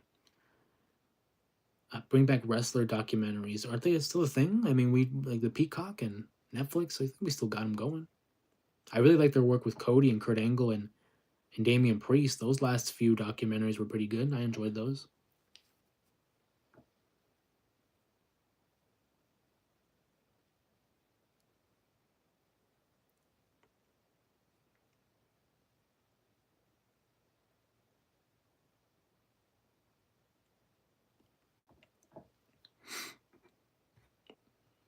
Great questions, great comments in the chat there. Appreciate you guys tonight. You guys have been awesome. I know I keep saying that, like, hey, a couple more minutes, but it's like you guys are really bringing it. And we still got a good amount of people in the chat here. Custom pay-per-view stages. Oh my god, yeah. Yeah, the custom pay-per-view stages are needed.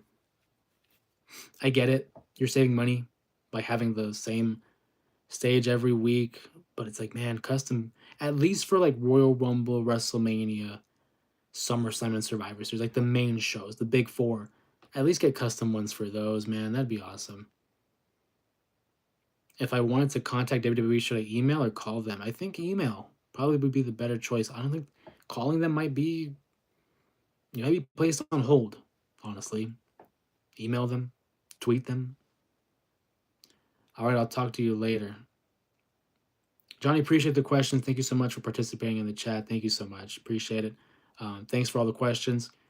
Like, it was really cool. It was able to open up the conversation and talk about other pro wrestlers. So appreciate that, Johnny. Thank you so much. Customer support? Yeah, I don't know about that one, buddy. Screw that. I'm knocking on Triple H's door. Imagine the way he knocked on Randy's door back in 09.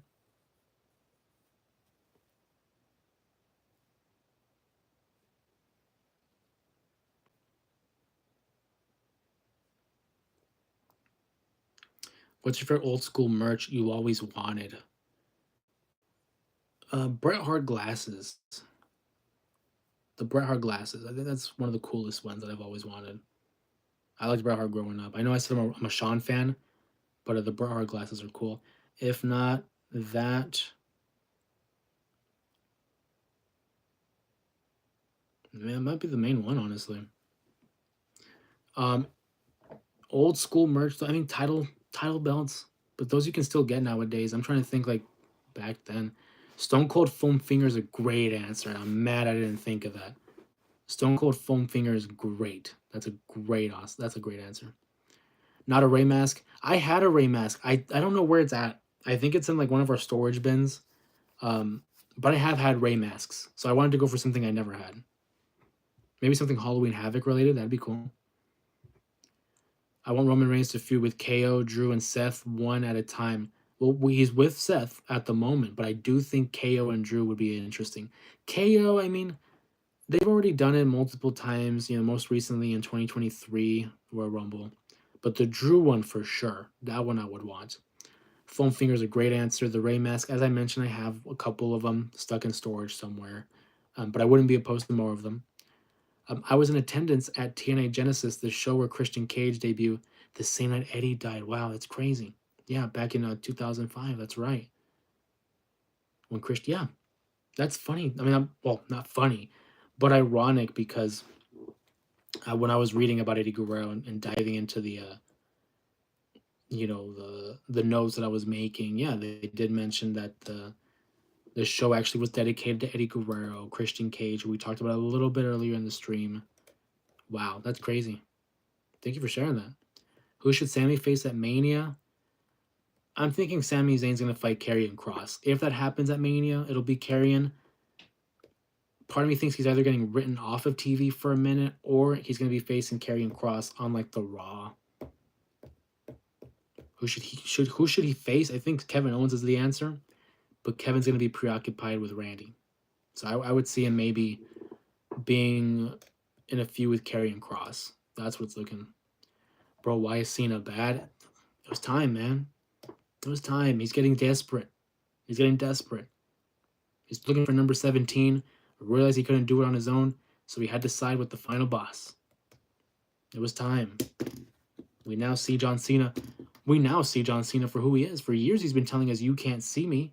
Now we can see who he really is. As a bad guy. Cody's going to beat Cody.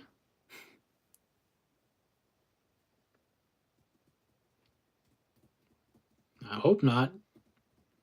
Cody beating Cody's not good for business. Cody loses the title to The Rock at SummerSlam? I don't think so. I hope not. I don't want Cody to lose the title to The Rock. We already saw that with Punk. Cody beat Cena. I knew what you meant. I was just kidding. I hope not, honestly. Will Uso win? Gunther bad too? I don't know. The Gunther Uso matchup is hard to predict, honestly. Because like I mentioned earlier, it's like Gunther losing back-to-back WrestleManias to Sami Zayn and Jey Uso. Not a good look. But at the same time, Jey Uso losing 0-4 to Gunther, not a good look. So I don't know who goes over. That's when we watched the program leading up to it. See how they're building it right now. I'm led to believe that Jey Uso wins. As of right now. That could change. My mind can change. But I'm leaning towards Jey. Gunther will win because of the bloodline. I don't think so. I don't see that. I mean, like, Solo, I think Solo and Jacob Fatu are going to be going at it. Tama Tonga and Tonga Loa is not even there yet. He's still hurting. Why Solo kick Jacob? Because they're going to feud. I think Jacob versus Solo is going to happen. Don't know if it's at WrestleMania. But I think the bloodline's going to be ending soon. Jacob should know love him no more. I don't think Jacob does.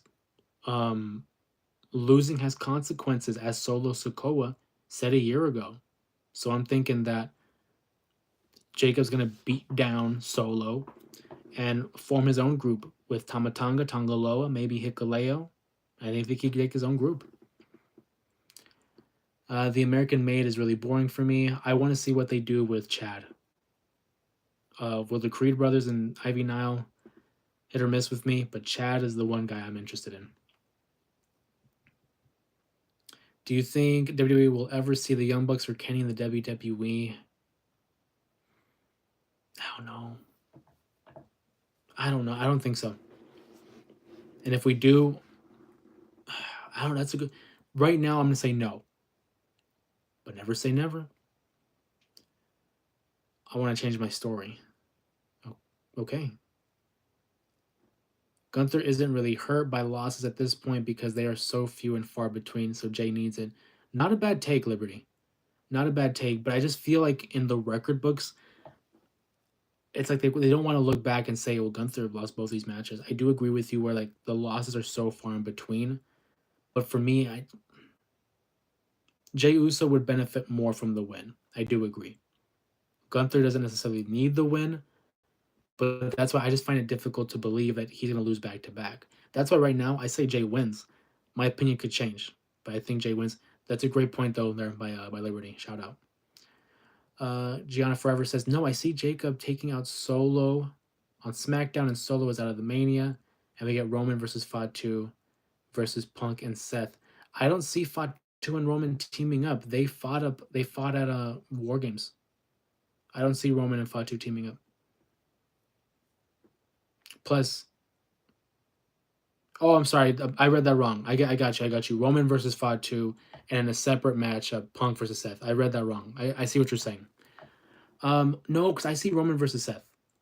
I see Roman versus Seth because of what happened at the Rumble, and then Punk Seth. No, I got you. Gianna Forever. It took me a second. I read it wrong. I got you. I see Seth versus Roman, and Fatu and Solo. Muhammad is infatuated with Ivy Nile. I pray that Hogan's mask is in the box Gable got. The Mr. America mask. What a callback by Gianna Forever. Shout out. Seth and Punk, Logan Noob. Is Gunther Austrian or German? Gunther is Dominican and French. Gunther is Austrian. I think he just grew up over by Germany, but he's Austrian. Gianna Forever says Roman versus Fatu, Seth versus Rollins, Seth versus Rollins. I get what you mean. No, I think it's going to be Roman versus Seth, and then probably Punk is going to be interfering in that or as a triple threat, or he'll be in the Cody versus Cena matchup. It's very difficult to predict, honestly. Who's Braun going to fight? I think Braun's going to end up getting like a multi-man matchup at WrestleMania. So we've seen him interact with guys like Penta, Kaiser, AJ Styles. I think there's some kind of multi-man matchup that Braun Breaker is going to be a part of.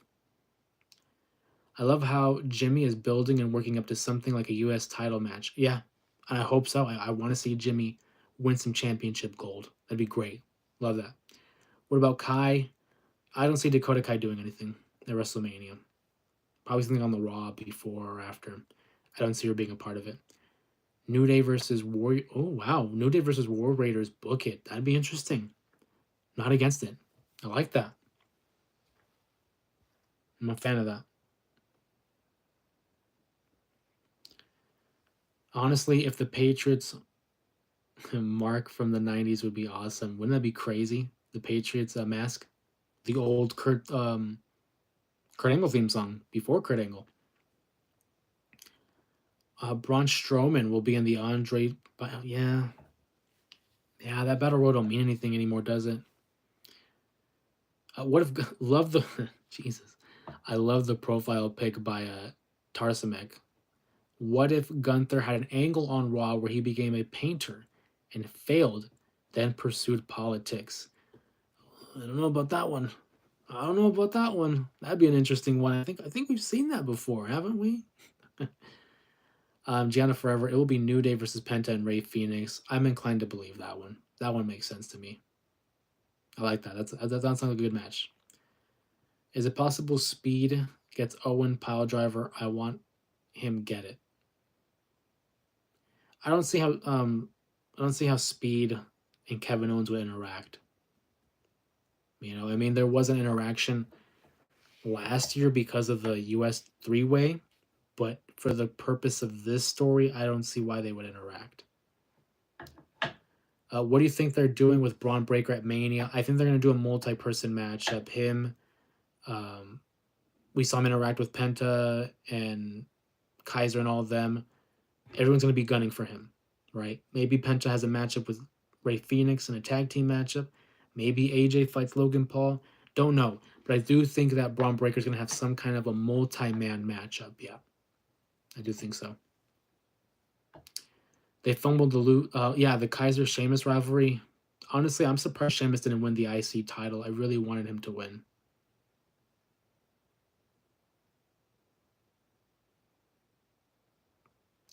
I think IShow Speed is done wrestling. Yeah, I think so too for the foreseeable future. Maybe he'll be back soon. Or not soon. Maybe he'll be back eventually, but maybe not in the ring for a while there. AJ too. Yeah, AJ was a part of that. No Speed should try other finishers. Intercontinental title ladder match. That hey, I'm not opposed to a ladder match. I love a good ladder match. Love a good ladder match. Ice the Imperium. What about Imperium? Vinci's not there no more. Who will be the first TNA or NWA talent to show up on Raw or SmackDown first? Oh, that's a good one, Salvi. That's a good question. I feel like it'll end up being someone that's already established. So the Hardys, I think, are a possibility. If you ask me, though, I think Joe Hendry, TNA World Champion, was already in the Rumble, right? So he already has a little bit of a mix up with the main roster. There's that want for him versus Cena. I think Joe Hendry. That's my prediction. IShow Speed should get in ring shape first. He's not that. He's not in that physique. Yeah, IShow Speed is not in a. He's really frail. You know, he needs to build up a little bit of a physique. Not to say he has to be a bodybuilder. I mean, we've seen guys like Bad Bunny have great performances. Maybe he does too. Who knows? But I do think in terms of a matchup, let's pump the brakes on that one. San Fran Fives real graps. Real graps.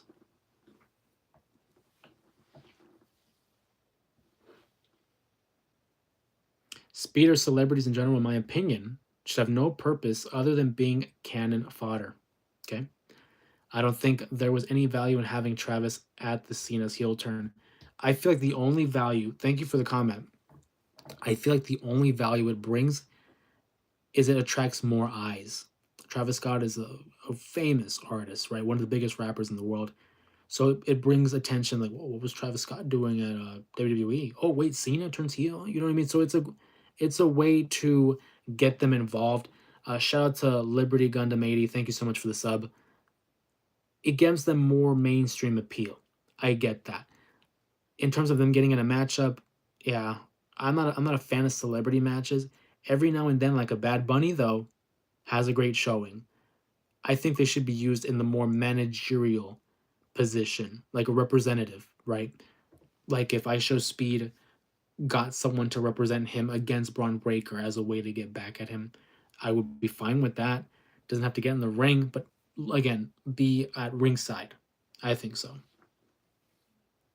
I personally like the celebrities who love wrestling showing up and getting involved as long as they are showing the right level of respect, money, to the craft and to the wrestlers, a la Bunny and Logan. Great point.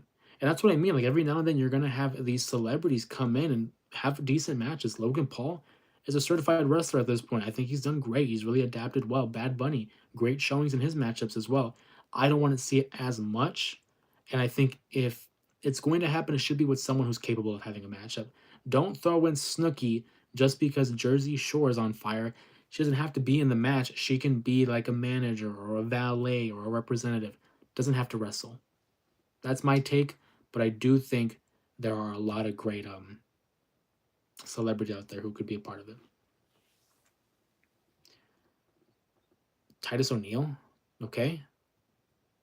Logan Paul versus AJ would be crazy. I think that would be a good matchup actually. I'd watch it. Logan Paul versus AJ. AJ goes over though. AJ got to go over. Mark Henry, a potential candidate for what? Mark Henry fought too.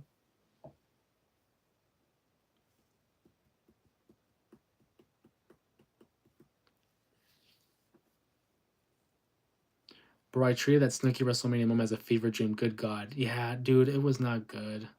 I'd rather not remember that, but it's tough. It's tough to remember. It's tough to forget it. Yeah. IShow Speed. Yeah, but Mark Henry's retired. Titus O'Neil, God knows where he's been. it had to make sense. If it were to be ISHO speed, like Logan Paul could represent him against Braun Breaker, but I don't think that's the move.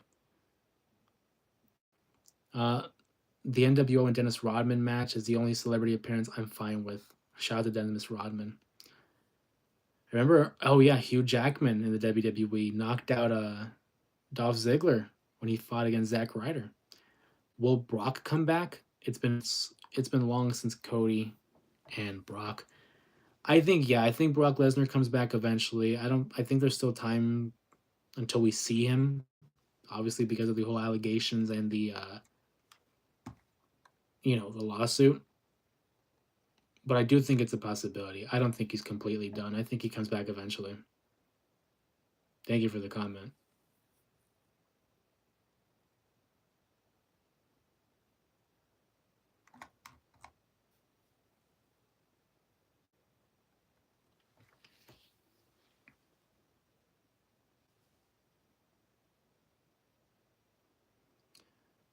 There was no better cold opening 2 years ago than Cody Brock 3 at SummerSlam. I want Braun Breaker versus Fought 2. That would be fire. Not at or before WrestleMania, but maybe like at Clash at Paris or SummerSlam. Yeah, I'm cool with that. I like that. And I mean, they already hinted the interaction on that episode of Raw back then, so yeah, no, I'm with it. Give those boys 30 minutes.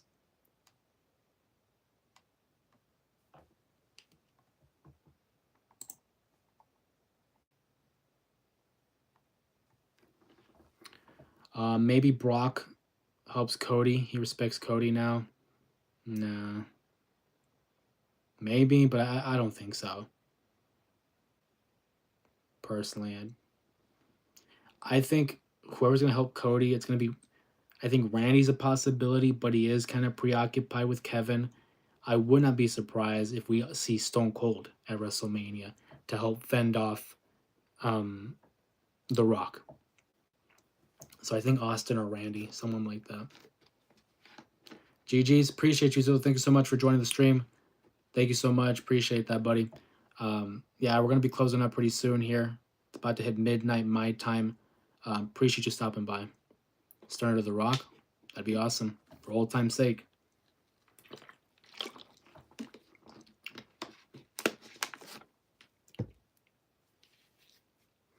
But hey, we're going to wrap up here. I think this is a great stopping point.